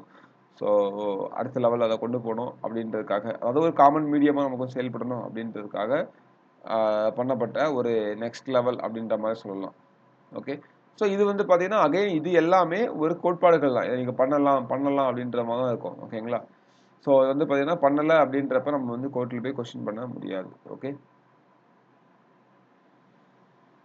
ஸோ அப்போது நமக்கு இந்த ஃபண்டமெண்டல் ரைட்ஸ் டிபிஎஸ்பி இதை தவிர நமக்கு வந்து ஒரு 3 விஷயம் வெளியே இருக்குது. Article 335, 350A, 351. ஓகேங்களா?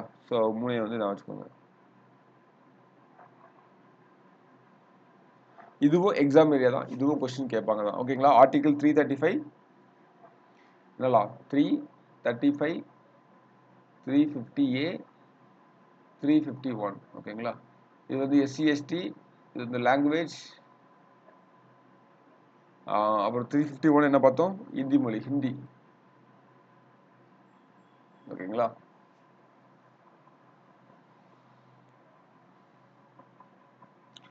ஸோ லாஸ்ட் அதில் பாருங்க ரெண்டுக்குள்ள டிஃப்ரென்ஸ், அடிப்படை உரிமைகளுக்கும் இதுக்கும் உள்ள என்ன டிஃப்ரெண்ட் அப்படின்னு பார்த்தீங்கன்னா, இது அடிப்படை உரிமைகள் வந்து அமெரிக்க அரசியலிருந்து எடுக்கப்பட்டது. கரெக்டா?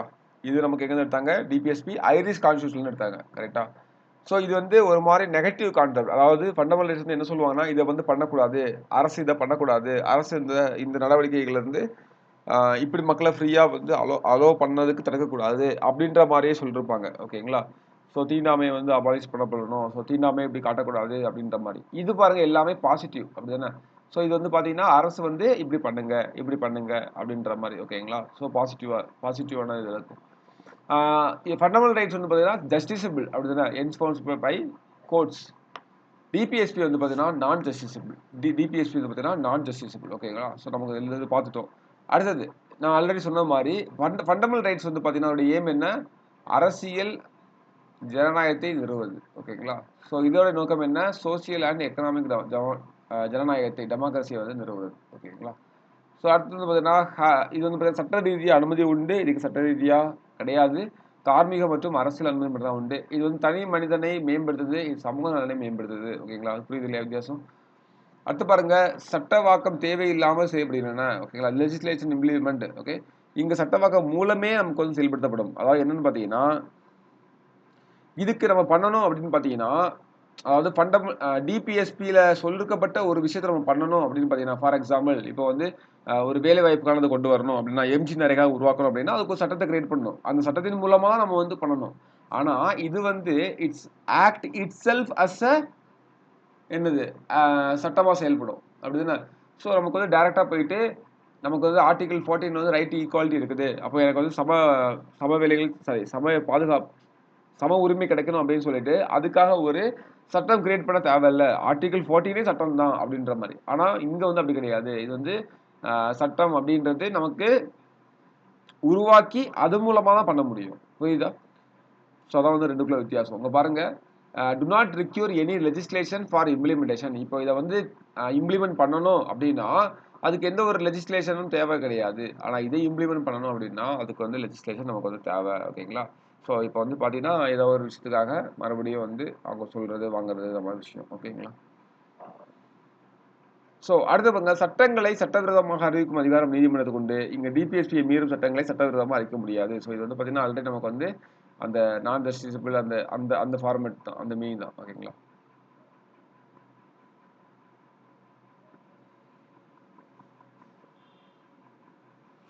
ஓகேவா? ஸோ இதான் இதுக்குள்ள டிஃபரன்சஸ். ஓகேங்களா? சில முக்கியமான அந்த முன்னாடி கொடுத்த கேசஸ் எல்லாம் வந்து இதில் கொடுத்துருக்கேன். ஸ்லைட் செட் நம்ம ரீட் பண்ணி பாருங்க. ஓகேவா? ஸோ இதான் வந்து பார்த்தீங்கன்னா நமக்கு வந்து டிபிஎஸ்பி அப்படின்றது. ஸோ ஈஸியாக தான் இருக்கும். ஜஸ்ட் ரீட் பண்ணுங்க, டவுட் வரும்போது கேளுங்க. ஸோ இதில் முக்கியமாக இப்போ வந்து பார்த்தீங்கன்னா எல்லா ஆர்டிக்கிள் வச்சுக்கோங்க. அது 3 தான் பிரிச்சுக்கோங்க. இதோட முக்கியத்துவத்தை பார்த்துக்கோங்க. அப்புறம் என்னென்ன அமெண்ட்மெண்ட்லாம் சேர்த்துக்கிட்டாங்க அப்படின்னு பாருங்க. ஓகேங்களா? மொத்தம் 8, 42ல் 1, 44 1, 86ல் 1, 97ல் 1. ஓகேங்களா? ஸோ என்னென்னலாம் சேர்த்துக்கிட்டாங்க அப்படின்றத பார்த்துக்கோங்க. இது போக வெளியே அந்த ஆர்டிக்கிள் 335, 350A, 351 அதை பார்த்துக்கோங்க. ஓகே. அப்புறம் மினர்வா மில் கேஸ் அப்படின்னு தெரியணும். அதாவது அடிப்படை உரிமைகள் மற்றும் வழிகாட்டு நெறிமுறைகள் ரெண்டையும் அடிப்படையா வச்சுதான் அரசியலமைப்பே செயல்படுது அப்படின்னு சொல்லி தீர்ப்பு சொல்லிருப்பாங்க. ஓகேவா? இதுதான்.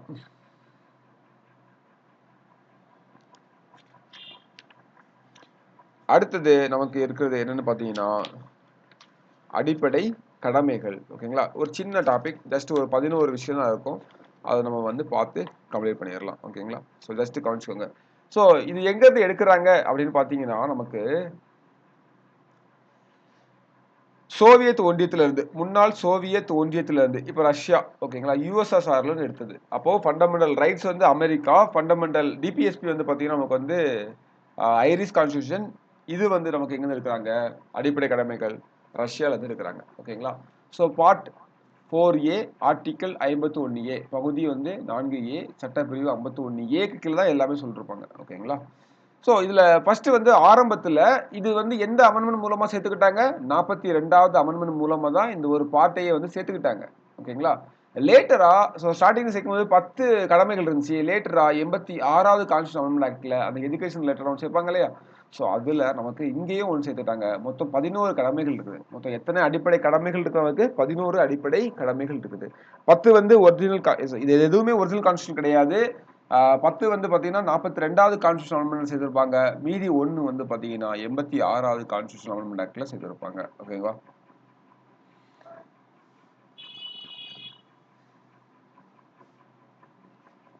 ஸோ இதான் நமக்கு வந்து பார்த்தீங்கன்னா ஒரு சின்ன இன்ட்ரோ அப்படின்ற மாதிரி. இப்போ நமக்கு இந்த அடிப்படை உரிமைகளை வந்து நம்ம கொண்டு வரணும், அதுக்காக சில விஷயங்கள் வந்து பண்ணணும். அதனால சாரி, அடிப்படை கடமைகளை கொண்டு வரணும். அதுக்காக என்ன பண்றாங்கன்னா கவர்மெண்ட் வந்து ஸ்வரன் சிங் அப்படின்றவருடைய தலைமையில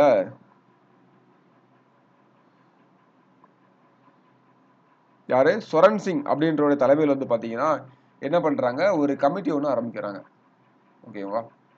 ஸோ அந்த குழு வந்து நிறைய பரிந்துரைகளை பண்ணுது. ஓகேங்களா? ஸ்வரன் சிங் தலைமையில் வந்து 1976ல் வந்து ஒரு கமிட்டி ஒன்று செட் பண்றாங்க. யார் பண்றாங்க? காங்கிரஸ் கட்சி தான் பண்றாங்க. அவங்க தானே இருக்காங்க. அப்போ அரசியலமைப்பில் இந்த புதிய பகுதி சேர்க்கைக்கு இந்த குழு வந்து பரிந்துரை சொல்லுது.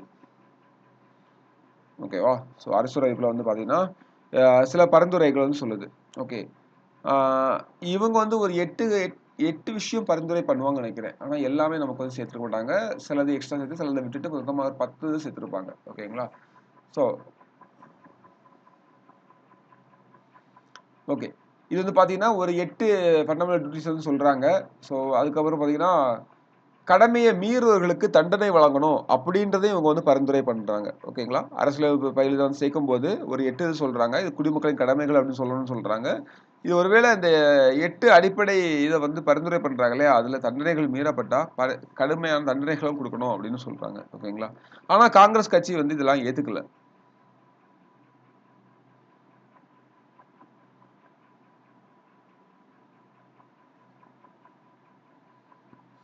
இதுல வந்து எதெல்லாம் வந்து ஏத்துக்கல பாத்தீங்கன்னா மெயினா அந்த அடிப்படை கடமைகளை பின்பற்றலைன்னா தண்டனை விதிக்கிறதுக்கு பாராளுமன்றத்துக்கு அனுமதி இருக்குன்னு சொல்லுவாங்கல்ல, அதை ஏத்துக்கல. ஏன்னா இஷ்டத்துக்கு வந்து தண்டனை போட்டு விட்டுருவாங்க. ஓகேங்களா? அதே மாதிரி அந்த அபராதம் தண்டனை தொடர்பாட்டு கோர்ட் வந்து கொஸ்டின் கேட்க முடியாதுன்னு சொல்லிட்டாங்க, அதையும் தூக்கிட்டாங்க. அதே மாதிரி பார்த்தீங்கன்னா வரி செலுத்துவது கட்டாய அடிப்படை கடமை அப்படின்னு சொல்லிருப்பாங்க. ஸோ அதையும் வந்து தூக்கிட்டாங்க. ஓகேங்களா? ஸோ எஸ், இதான் வந்து பார்த்தீங்கன்னா ஸ்வரன் சிங் கமிட்டில வந்து சொன்னது.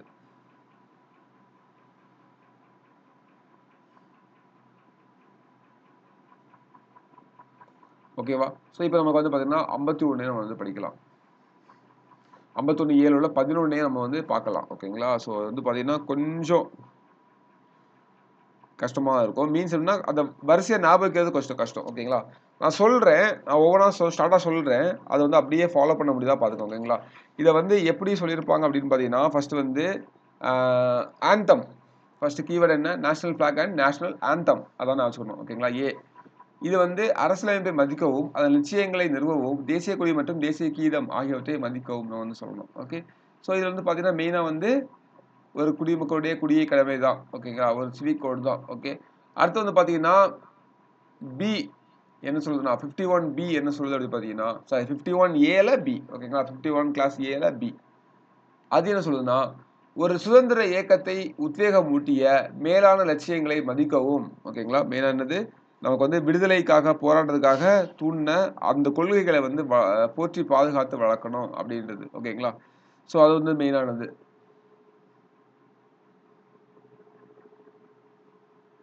அதுக்கப்புறமா 3வது பாருங்க நமக்கு வந்து சாவர்னிட்டி இறையாண்மை. இங்க கீவேர்ட் என்னன்னு பார்த்தீங்கன்னா இறையாண்மை. ஓகேங்களா? ஸோ நான் இப்படி தான் ஞாபகம் வச்சுப்பேன். இங்க வந்து பார்த்தீங்கன்னா ஃபர்ஸ்ட் வந்து ஃபர்ஸ்ட் நான் என்ன சொன்னேன்? தேசிய கொடி, தேசிய கீதம் வைக்கணும் அப்படின்னேன். 2வது பார்த்தீங்கன்னா நமக்கு வந்து அ இப்போ சுதந்திர இயக்கத்துல வந்து உத்வேகம் ஊட்டிய விஷயங்கள் இருக்கும் இல்லையா? ஓகேவா? ஸோ அந்த மாரியான விஷயங்கள்லாம் எடுத்து அடிக்கடி பேச்சு பேச்சு அதெல்லாம் வந்து பரப்பி அடுத்த லெவலுக்கு கொண்டு போணும் அப்படின்றது. ஓகே. அப்போ இது 2வது. 3வது பார்த்தீங்கன்னா, ஃபார் தான். இறையாண்மை அப்படின்ற மாரி ஒரு விஷயம். ஓகேங்களா? ஸோ அதுக்கு கெடுதல் விளைவிக்கிற மாரி எதுவும் நம்ம பண்ண முடியாது. அடுத்து வந்து பார்த்தீங்கன்னா, டி வந்து பார்த்தீங்கன்னா, நமக்கு வந்து நாட்டை பாதுகாக்கிறதுக்காக டிஃபென்ஸ்‌க்கு ஆள் தேவையா? உடனே நம்ம பசங்கள வந்து என்ன பண்ணலாம்? இறக்கிடலாம் அப்படின்ற மாரி. ஓகேங்களா? ஸோ நாட்டை பாதுகாக்கவும், தேவைப்படும்போது தேசிய சேவை செய்யறதுக்கும் நமக்கு வந்து தேவைப்பட்டா இது வந்து கடமை. இப்போ ஒரு போர் வருது. எல்லாருமே வரணும் அப்படின்னா வந்து தான் ஆகணும். ஓகேங்களா? எல்லாரும் பார்ட்டிசிபேட் பண்ணணும் அப்படின்னா வந்து தான் ஆகணும். காரணம் சொல்ல முடியாது. இது ஏன் வரணும்னு கேட்டீங்கன்னா, இது வந்து கடமை. ஓகேங்களா? ஸோ இது ஒண்ணு. அடுத்து பார்த்தீங்கன்னா, ஸோ அப்ப பாருங்க ஃபர்ஸ்ட் வந்து ஈஸியா வச்சுக்கலாம். ஆ தேசிய கீதம், தேசிய கொடி இதுக்கெல்லாம் மரியாதை குடுக்கணும் அப்படின்றது. 2வது பாருங்க, நாட்டினுடைய இறையாண்மையை வந்து பாதுகாக்கணும். அப்படி சாரி ஆ 2வது என்னது நமக்கு வந்து சுதந்திர போராட்டத்துல வந்து ஈடுபட்டிருப்பாங்க இல்லையா? ஸோ அந்த அந்த உன்னதமான குறிக்கோள்கள், அந்த நோக்கத்த வந்து என்ன சொல்றது பாராட்டணும் அப்படின்றது. 3வதா வந்து பார்த்தீங்கன்னா, சாவரின்டி நாட்டினுடைய இறையாண்மை வந்து பாதுகாக்கிறது. 4வது பார்த்தீங்கன்னா, நமக்கு வந்து டிஃபென்ஸ் தேவைப்படும்போது நாட்டை வந்து பாதுகாக்கிறது அப்படிதானே. ஸோ ஏதாவது ஒரு பிரச்சனை அப்படின்றப்ப நம்ம எல்லாரும் கிளம்பி போறது மாரி. ஓகேங்களா? நமக்கு ஒரு பிரச்சனைனா கூட இருக்கவங்க அதே மாரி நம்ம நாட்டுக்கு ஒரு பிரச்சனை அப்படின்றப்ப நம்ம கிளம்பி போறது மாரி. ஓகேங்களா? ஸோ அதான் வந்து பார்த்தீங்கன்னா, இதுல வரக்கூடிய கான்செப்ட். அப்புறம் டிஃபென்ஸ் பார்த்தாச்சு. அப்புறம் வந்து வந்து பார்த்தீங்கன்னா, ஈக்குவாலிட்டி. ஓகேங்களா? ஈக்குவாலிட்டி அண்ட் பிரதர்ஹுட் அத ஞாபகம் வச்சுக்கோங்க. ஸோ மெயினா வந்து பார்த்தீங்கன்னா, இதுல வந்து என்னது மக்களிடையே அத விட நீங்க ஈஸியா ஞாபகம் வச்சுக்கிறது சகோதரத்துவத்தை. ஓகேங்களா? ஸோ அதே மாரி ஞாபகம் வச்சுக்கோங்க. ஓகேங்களா? சகோதரத்துவத்தை அந்த ஒரு கீவேர்ட வந்து ஞாபகம் வச்சுக்கோங்க. ஓகே.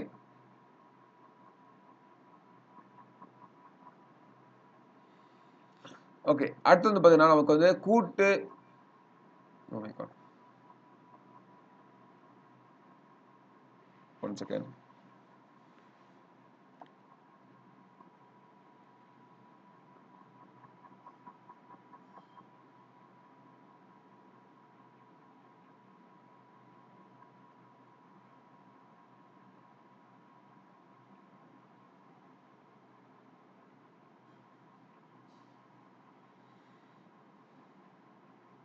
ஸ்க்ரீன் விசிபிளா தெரியுது இல்லையா? ஓகே. ம்.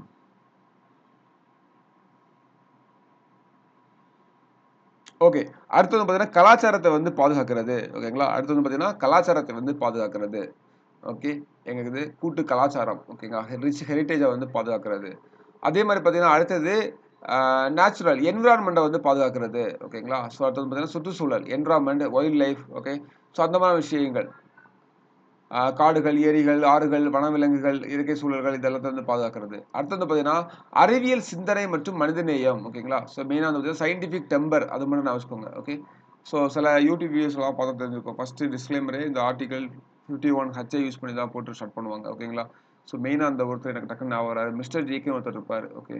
ஸோ அந்த யூடியூப் சேனலில் வந்து பார்த்தீங்கன்னா டக்குன்னு அவங்க ஸ்டார்ட் பண்ணும்போது இந்த ஆர்டிக்கிள் 51A/H இதை போட்டு தான் வந்து அவர் ஸ்டார்ட் பண்ணுவார். ஓகே. ஸோ அதே மாதிரி பார்த்தீங்கன்னா பொது சொத்துக்களை வந்து பாதுகாக்க, பொது சொத்து அப்படின்றது பப்ளிக்குடைய இது. ஸோ அதை வந்து பாதுகாக்கிறது வந்து ஐன்னு சொல்லியிருப்பாங்க. அடுத்தது ஜேல வந்து பார்த்தீங்கன்னா நமக்கு வந்து தனிநபர் மற்றும் கூட்டு நடவடிக்கைகளின் எல்லா துறை சிறப்பை நோக்கி நாடு தொடர்ந்து அனைத்த உயர்மட்டங்களை எட்டுமாறு செய்கிறது. ஓகேங்களா. ஸோ இதில் வந்து என்ன சொல்லியிருப்பாங்க அப்படின்னு பார்த்தீங்கன்னா மெயினாக இதோடைய கீ பாயிண்ட் என்னன்னா நமக்கு வந்து ஜாயிண்ட் எக்ஸலன்ஸ் கூட்டு முயற்சி அப்படின்றது தான். ஓகேங்களா. இது வந்து பார்த்தீங்கன்னா excellence towards excellence in all sphere individual and collective activity. Okay. So வந்து பார்த்தீங்கன்னா நமக்கு என்ன சொல்லுவாங்க தனிநபர் மற்றும் கூட்டு நடவடிக்கைகள் மூலமாட்டு அனைத்து துறைகளிலும் சிறப்பை நோக்கி. ஓகே. சிறப்பை நோக்கி அப்படின்றது லாஸ்ட்டாக ஒன்று தெரியும் கே வந்து பார்த்தீங்கன்னா 11வது அது 86வது கான்ஸ்டியூஷன் ஆக்ட் மூலமாக செய்திருப்பாங்க. ஸோ அது வந்து என்னது கல்வி. ஓகே. 6 முதல் 14 வயது வரை உள்ள குழந்தைகளுக்கு கல்வி வழங்குறதுக்கு வாய்ப்பு கொடுக்கணும். ஓகேங்களா. பக்கத்தில் யாராவது சும்மா சுற்றிட்டு இருந்தாங்கன்னா அவங்களை ஸ்கூலுக்கு போக சொல்கிறது நம்மளுடைய கடமையாக இருக்குது. ஃபைன். ஸோ இப்படி மொத்தம் 11. இப்போ நான் ஒவ்வொன்றா சொல்கிறேன் அப்படியே உங்களுக்கு வந்து ஞாபகம் இருக்கா மட்டும் பாருங்க. ஓகேங்களா. ஸோ இதை வந்து ரீட் பண்ணுங்க. ஸோ ஈஸியாக இதுக்கு ஷார்ட்டாக என்னென்னன்றது ஒரு லைன் தான், நீ ஒரு வார்த்தா ஞாபகம் வச்சுக்கணும். அப்படி வச்சா மட்டும் தான் படிக்க முடியும். ஃபுல்லாலாம் படிச்சுட்டு இருக்கக்கூடாது. ஓகேங்களா. ஸோ என்னது அரசியலமைப்பை மதிக்கணும் இதெல்லாம். ஓகே. நமக்கு இதில் கீ பாயிண்ட் என்ன national flag and national anthem. ஓகேங்களா. தேசிய கொடி மற்றும் தேசிய கீதம் ஆகியவற்றை வந்து மதிக்கணும் அப்படின்றது தான் நமக்கு வந்து முக்கியம். ஓகேங்களா. First one. ரெண்டாவது என்னது நமக்கு சுதந்திர போராட்டத்தில் வந்து ஈடுபட்டிருப்பாங்க இல்லையா. ஸோ அவங்களையும் அவங்களுடைய உயரிய நோக்கங்களையும் நம்ம வந்து மதிக்கணும். ஓகேங்களா. மூணாவது பார்த்தீங்கன்னா நமக்கு வந்து இறையாண்மை, இந்தியாவுடைய இறையாண்மையை நம்ம வந்து பாதுகாக்கணும், அதை மதிக்கணும். அதுக்கப்புறம் பார்த்தீங்கன்னா நமக்கு வந்து டிஃபென்ஸ் பாதுகாப்பு, நாட்டுடைய பாதுகாப்புக்கு. ஓகே. ஸோ ஒருவேளை போர் வந்துட்டு நம்ம எல்லாரும் போய் ஆகணும் அப்படின்னாலும் நம்ம எல்லாரும் போய் தான் ஆகணும். ஓகே. அதுக்கப்புறம் பிரதர்ஹுட் ஈக்குவாலிட்டி. அதுக்கப்புறம் வந்து தான் என்ன சொல்றது நம்மளுடைய கல்ச்சர் பாரம்பரியத்தை வந்து கட்டி காப்பாற்றுறது. அப்புறம் வந்து பார்த்தீங்கன்னா கிரீன் என்விரான்மெண்ட் வனவிலங்குகள். ஓகே. காடுகள் இவற்றை எல்லாம் ஓகேவா ஸோ பாதுகாக்கிறது அப்படின்றது எஸ் அதான் கரெக்ட். சுற்றுச்சூழலை வந்து சுத்தமாக வச்சுக்கிறதுக்கு அவ்வளோதான். ஸோ அதே மாதிரி பார்த்தீங்கன்னா வேற என்ன நமக்கு வந்து அடுத்து பார்த்தீங்கன்னா சயின்டிஃபிக் டெம்பர் அதை நான் வச்சுக்கோங்க. அறிவியல் மனப்பான்மையை வந்து இம்ப்ரூவ் பண்ணுறது, மனித நேயத்தை வந்து டெவலப் பண்ணுறது எல்லாமே. அப்புறம் வந்து பார்த்தீங்கன்னா என்ன சொல்கிறது பொது சொத்துக்களை வந்து சேதம் இல்லாமல் பாதுகாத்துக் கொள்வது. அதுக்கப்புறமா கூட்டு முயற்சி அப்படின்றது நமக்கு வந்து சரியான பாதையில் செஞ்சு உயர்றதுக்கு தனிநபர் மற்றும் கூட்டு முயற்சிகள் செயல்பாடுகளை எல்லா விஷயங்களையும் பண்ணுறது அப்படின்றது. ஸோ லாஸ்ட்டாக வந்து பார்த்தீங்கன்னா 51K. ஓகே. அது 51AK ஆக்சுவலாக அது வந்து பார்த்தீங்கன்னா 6 முதல் 14 வயது வரையிலான குழந்தைகளுக்கு வந்து பார்த்தீங்கன்னா கல்வி கிடைக்கிறதுக்கான வாய்ப்புகளை நம்ம ஏற்படுத்தி கொடுக்கணும். அது நம்ம கடமை. ஓகே. ஸோ இதான் வந்து பார்த்தீங்கன்னா மொத்தமாக 11 ஃபண்டமெண்டல் டியூட்டிஸ். 11 fundamental duties. ஓகேங்களா. ஸோ எல்லாத்துக்கும் அந்த கீவேர்டை வச்சு நீங்கள் வந்து ரீட் பண்ணுங்கள். தனியாக வந்து எழுதிருங்க. ஓகேங்களா. ஸோ அந்த கீவேர்டை வச்சு ஒவ்வொரு வார்த்தையில் கீவேர்டை வச்சு நீங்கள் தனியாக எழுதிருங்க. அப்போ தான் ஈஸியாக மறக்காமல் நமக்கு இருக்கும். ஸோ அப்படி எழுதிட்டு வச்சுட்டாங்க அப்படின்னாலே ஓரளவுக்கு பார்த்துட்டாலே ஆப்ஷன் பார்க்கும்போது நம்ம வந்து ஆன்சர் பண்ணிடலாம். ஓகேங்களா. ஓகே. இந்த அடிப்படை கடமைகளில் சிறப்பியல்புகள் அப்படின்னு பார்க்கும்போது சிலது வந்து பார்த்தீங்கன்னா நமக்கு தார்மீக கடமைகளாக இருக்குது, சிலவைகள் வந்து குடிமை கடமைகளாக இருக்குது. ஓகேங்களா. நான் மேலேயே வந்து அதை வந்து செக்ரேட் பண்ணி கொடுத்துருப்பேன். இப்போ வந்து பார்த்தீங்கன்னா நல்லொழுக்க கோட்பாடு, சுதந்திரமான போராட்டத்தினுடைய தியாக எண்ணங்களை எண்ணி பெருமிதம் கொள்தல், இதெல்லாம் வந்து பார்த்தீங்கன்னா ஒரு நல்லொழுக்க கோட்பாடுகள் அப்படி தானே. அதே மாதிரி குடிமை கோட்பாடுகள் என்ன தேசிய கொடி தேசிய கீதை வந்து மதிக்கிறது. ஸோ இதெல்லாம் வந்து பார்த்தீங்கன்னா குடிமை கோட்பாடுகள். இப்படி அந்த பாரம்பரியம் மரபு மதங்கள் பழக்க வழக்கங்கள் இதுக்கான மதிப்பினை வந்து உயர்த்துது. அப்போ நமக்கு வந்து பார்த்தீங்கன்னா இது வந்து என்னது சில தார்மீக கடமைகளும் நமக்கு வந்து இருக்குது. இது எல்லாமே குடிமக்களுடைய கடமைகள் குடிமை கடமைகள் அப்படின்னு சொல்லலாம். ஓகே ஓகேவா. ஸோ ஃபார் எக்ஸாம்பிள் இது பாருங்களேன் 6 முதல் 14 வயது வரை குழந்தைகளுக்கு வந்து பார்த்தீங்கன்னா அவங்கள ஸ்கூலுக்கு அனுப்புறதுக்கான வழிவகைகளை ஏற்படுத்துறது வந்து குடிமை கடமைகள். கரெக்டா. அதே மாதிரி இது பாருங்க கூட்டு முயற்சி மூலமாட்டு நாட்டை எல்லா துறைகளிலும் சிறப்பான இடத்துக்கு கொண்டு போறது என்னது தார்மீக கடமை. ஓகேங்களா. ஸோ இந்த வித்தியாசம் புரியுதா. தனிநபருக்கான இதுவும் வந்து தார்மீக நடவடிக்கை ரெண்டுக்கான வித்தியாசம் புரியுதா. ஓகே. ஸோ அதுதான். ஸோ அப்போ நமக்கு வந்து பார்த்தீங்கன்னா இதில் வந்து மெயின் விஷயமே சில வந்து தார்மீக கடமைகள் சில வந்து குடிமை கடமைகள். ஓகேங்களா. ஸோ தார்மீக கடமைகள் வந்து பார்த்தீங்கன்னா சுதந்திர போராட்டத்தினுடைய உன்னதமான இடங்களை லட்சியங்களை மதித்தல் அப்படின்றது. ஸோ அதே மாதிரி இது பார்த்தீங்கன்னா குடிமை கடமைகளுக்கு அரசியலமைப்பு தேசிய கொடி மற்றும் தேசிய கீதை வந்து மதிக்கிறது அப்படின்றது. ஓகேங்களா. ஸோ எஸ் ஒரு சின்ன எக்ஸாம்பிள் மாதிரி நான் வச்சுக்கோங்க. இது வந்து குடிமக்களுக்கு மட்டுமே தான் பொருந்தும், வேற யாருக்கும் பொருந்தாது. குடிமக்களுக்கு மட்டுமே பொருந்தக்கூடியது. அடிப்படை உரிமைகளை போல அல்லாமல் அடிப்படை உரிமைகள்ல சில வந்து பார்த்தீங்கன்னா, நமக்கு அந்நியர்களுக்கும் பொருந்தும். அப்படிதானே? வெளிநாட்டவர்களுக்கும் பொருந்தும். இது அப்படி கிடையாது. ஃபுல் அண்ட் ஃபுல்லாவே நமக்கு வந்து அடிப்படை கடமைகள் வந்து நமக்கு மட்டும் தான். இது ஜஸ்டிஸபிளா அப்படின்னு கேட்டா, இல்ல. நான் ஜஸ்டிஸபிள். ஓகேங்களா? இது ஏதாவது பண்ணல அப்படின்னா கோர்ட்டுக்கு போய் கேட்கலாம் முடியாது. தேசிய கீதத்துக்கு வந்து எதிர்த்து நிக்கல இவன் அப்படின்னு சொல்லி கோர்ட்ல கேஸ்லாம் போட முடியாது. ஓகேங்களா? ஸோ அது என்னோட இஷ்டம் அப்படின்ற மாரி கடமைகள்ல தேசிய கீதத்துக்கு மதிப்பு குடுக்கணும்னு இருக்குது. ஓகேங்களா? ஸோ அது வந்து பார்த்தீங்கன்னா, அதுதான் அதுதான்.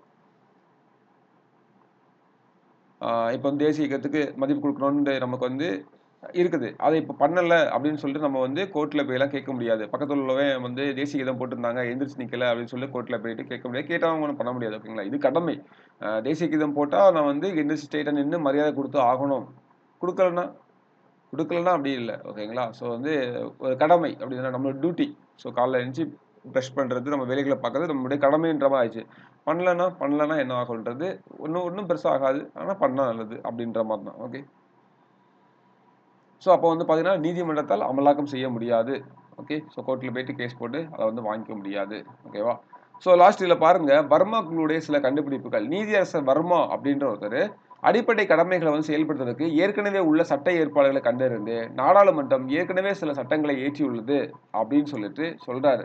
அதுக்கான சில விஷயத்த வந்து சொல்றாரு. பார்த்தீங்கன்னா, நமக்கு ஏற்கனவே இந்த தேசிய கொடி, தேசிய கீதத்த மதிக்கிறதுக்கு தேசிய ஆ கண்ணியத்தை அவமதிக்கும் சட்டம் 1971 prevention of insult to national honour act நமக்கு ஏற்கனவே இருக்கு அப்படின்றத அவர் சொல்றாரு. ஓகேங்களா? ஸோ நமக்கு இது வந்து லேட்டரா 1976லும் கொண்டு வராங்க. இங்க பாருங்க 71லயே நமக்கு வந்து இது இருக்கு அப்படின்னு சொல்றாரு. அதே மாரி சிவில் உரிமைகளை பாதுகாக்கிறதுக்காக, சகோதரத்துவத்தை மேம்படுத்துறதுக்காக, அது வந்து 1955ல நமக்கு வந்து சட்டங்கள் இருக்குது அப்படின்றத அப்சர்வ் பண்றாரு. வேற ஒண்ணும் இல்ல. அவர் எதுவும் பெருசா சொல்லல. அதே மாரி பார்த்தீங்கன்னா, இந்திய தண்டனை சட்டங்கள் தொடர்பான பிரிவுகள். ஸோ இது வந்து பார்த்தீங்கன்னா, தேசிய ஒருமைப்பாடு அப்படின்றதுல அதுல வருது அப்படின்னு சொல்றாரு. அதே மாரி பார்த்தீங்கன்னா, சட்டவிரோத செயல்கள் தடுப்பு அன்லாஃபுல் ஆக்டிவிட்டீஸ் பிரிவென்ஷன் ஆக்ட் 1967.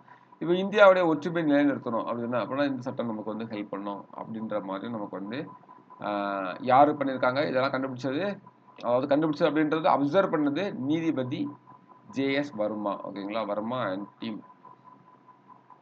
என்ன சொல்றாங்கன்னா, வேற ஒண்ணும் இல்ல. ஃபண்டமெண்டல் டியூட்டீஸ் இப்ப கொண்டு வந்திருக்கீங்க. இதுக்கு முன்னாலேயே இந்த மாதிரி சட்டங்கள்லாம் இருக்குது அப்படின்றத நமக்கு வந்து ஞாபகப்படுத்துறாரு. அவ்வளவுதான். ஓகே. அதே மாரி மக்கள் பிரதிநிதி சட்டம், வனவிலங்கு பாதுகாப்பு சட்டம். ஓகேங்களா? ஸோ எல்லாமே இது முக்கியமானது. வனவிலங்கு பாதுகாப்பு சட்டம். இத பேஸ் பண்ணி தான் கொண்டு வராங்க. ஓகே. வன பாதுகாப்பு சட்டம் 1980 எல்லாமே இத பேஸ் பண்ணி தான் கொண்டு வராங்க. ஓகேங்களா? ஸோ இதோட விமர்சனங்கள் என்ன அப்படின்னு பார்த்தீங்கன்னா, இதோடைய அடிப்படை கடமைகள் எல்லாமே முழுமையற்றவை. அதாவது என்னன்னா, இப்போ வந்து வாக்களிக்கும் கடமைய வந்து கொண்டு வந்திருக்கலாம். கடமை தானே! அத வந்து கொண்டு வந்திருக்கலாமே அப்படின்றது. வரி செலுத்துதல் முக்கியமானது. அத கொண்டு வரலையோ அப்படின்னு சொல்லிட்டு ஒரு இது இருக்குது. அதே மாரி குடும்ப கட்டுப்பாடு, போக்குவரத்து விதிகளை கடைபிடித்தல் இதெல்லாம் வந்து அடிப்படை கடமைகள் வந்து கொண்டு வந்திருக்கலாமே அப்படின்ற ஒரு இது இருக்குது. இதெல்லாம் முழுமையற்றதா இருக்குது அப்படின்னு சொல்றாங்க. தெளிவற்றவை மற்றும் இரு பொருள்படுபவை. இப்ப வந்து சயின்டிஃபிக் டெம்பர், இப்ப வந்து காம்போசிட் கல்ச்சர் இந்த மாரியான மீனிங்லாம் இருக்குன்னு வச்சுக்கோங்களேன். அத புரிஞ்சுக்கவே கஷ்டமா இருக்கு அப்படின்றது. புரிஞ்சுக்கிறது கஷ்டமா இருக்குன்றது எல்லா இடத்துலயும் வந்துட்டு இருக்கும். ஓகேங்களா? ஓகே. ஸோ வந்து அது இருக்கதான் செய்யும் அப்படின்ற மாரி தான். ஸோ உங்களுடைய பார்வைக்கு விடுறேன். அதுக்கப்புறமா நான் ஜஸ்டிஸபிள் அப்படின்றது. ஸோ தேவையற்றவை நீதிமன்றத்த அமலாக்கம் செய்ய முடியாது அப்படின்றது. அதாவது இத நீதிமன்றத்தால அமலாக்கம் செய்ய முடியாது அப்படின்றனால, ஆ இது வந்து பார்த்தீங்கன்னா, வெறுமனே ஒரு சும்மா ஒரு இதுக்காக இருக்கும். சும்மா ஒரு அலங்கரிக்க தான் வச்சிருக்கீங்க. இப்போ ஒரு விஷயம் சொல்றீங்க, அத பண்ணலன்னா அதுக்கு தண்டனை கிடைக்கணும். அப்படி இருந்தா கரெக்ட்டா இருக்கும். அப்படின்ற மாரியான ஒரு கருத்த வந்து முன்வைக்கிறாங்க. கிரிட்டிசைஸ்ல. ஓகேங்களா?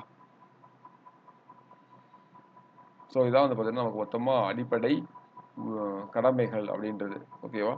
ஸோ நம்ம வந்து பார்த்தீங்கன்னா, ஃபண்டமெண்டல் டியூட்டீஸ் அண்ட் டிபிஎஸ்பி இது 2மே நம்ம வந்து கம்ப்ளீட் பண்ணியிருக்கிறோம். ஓகேவா?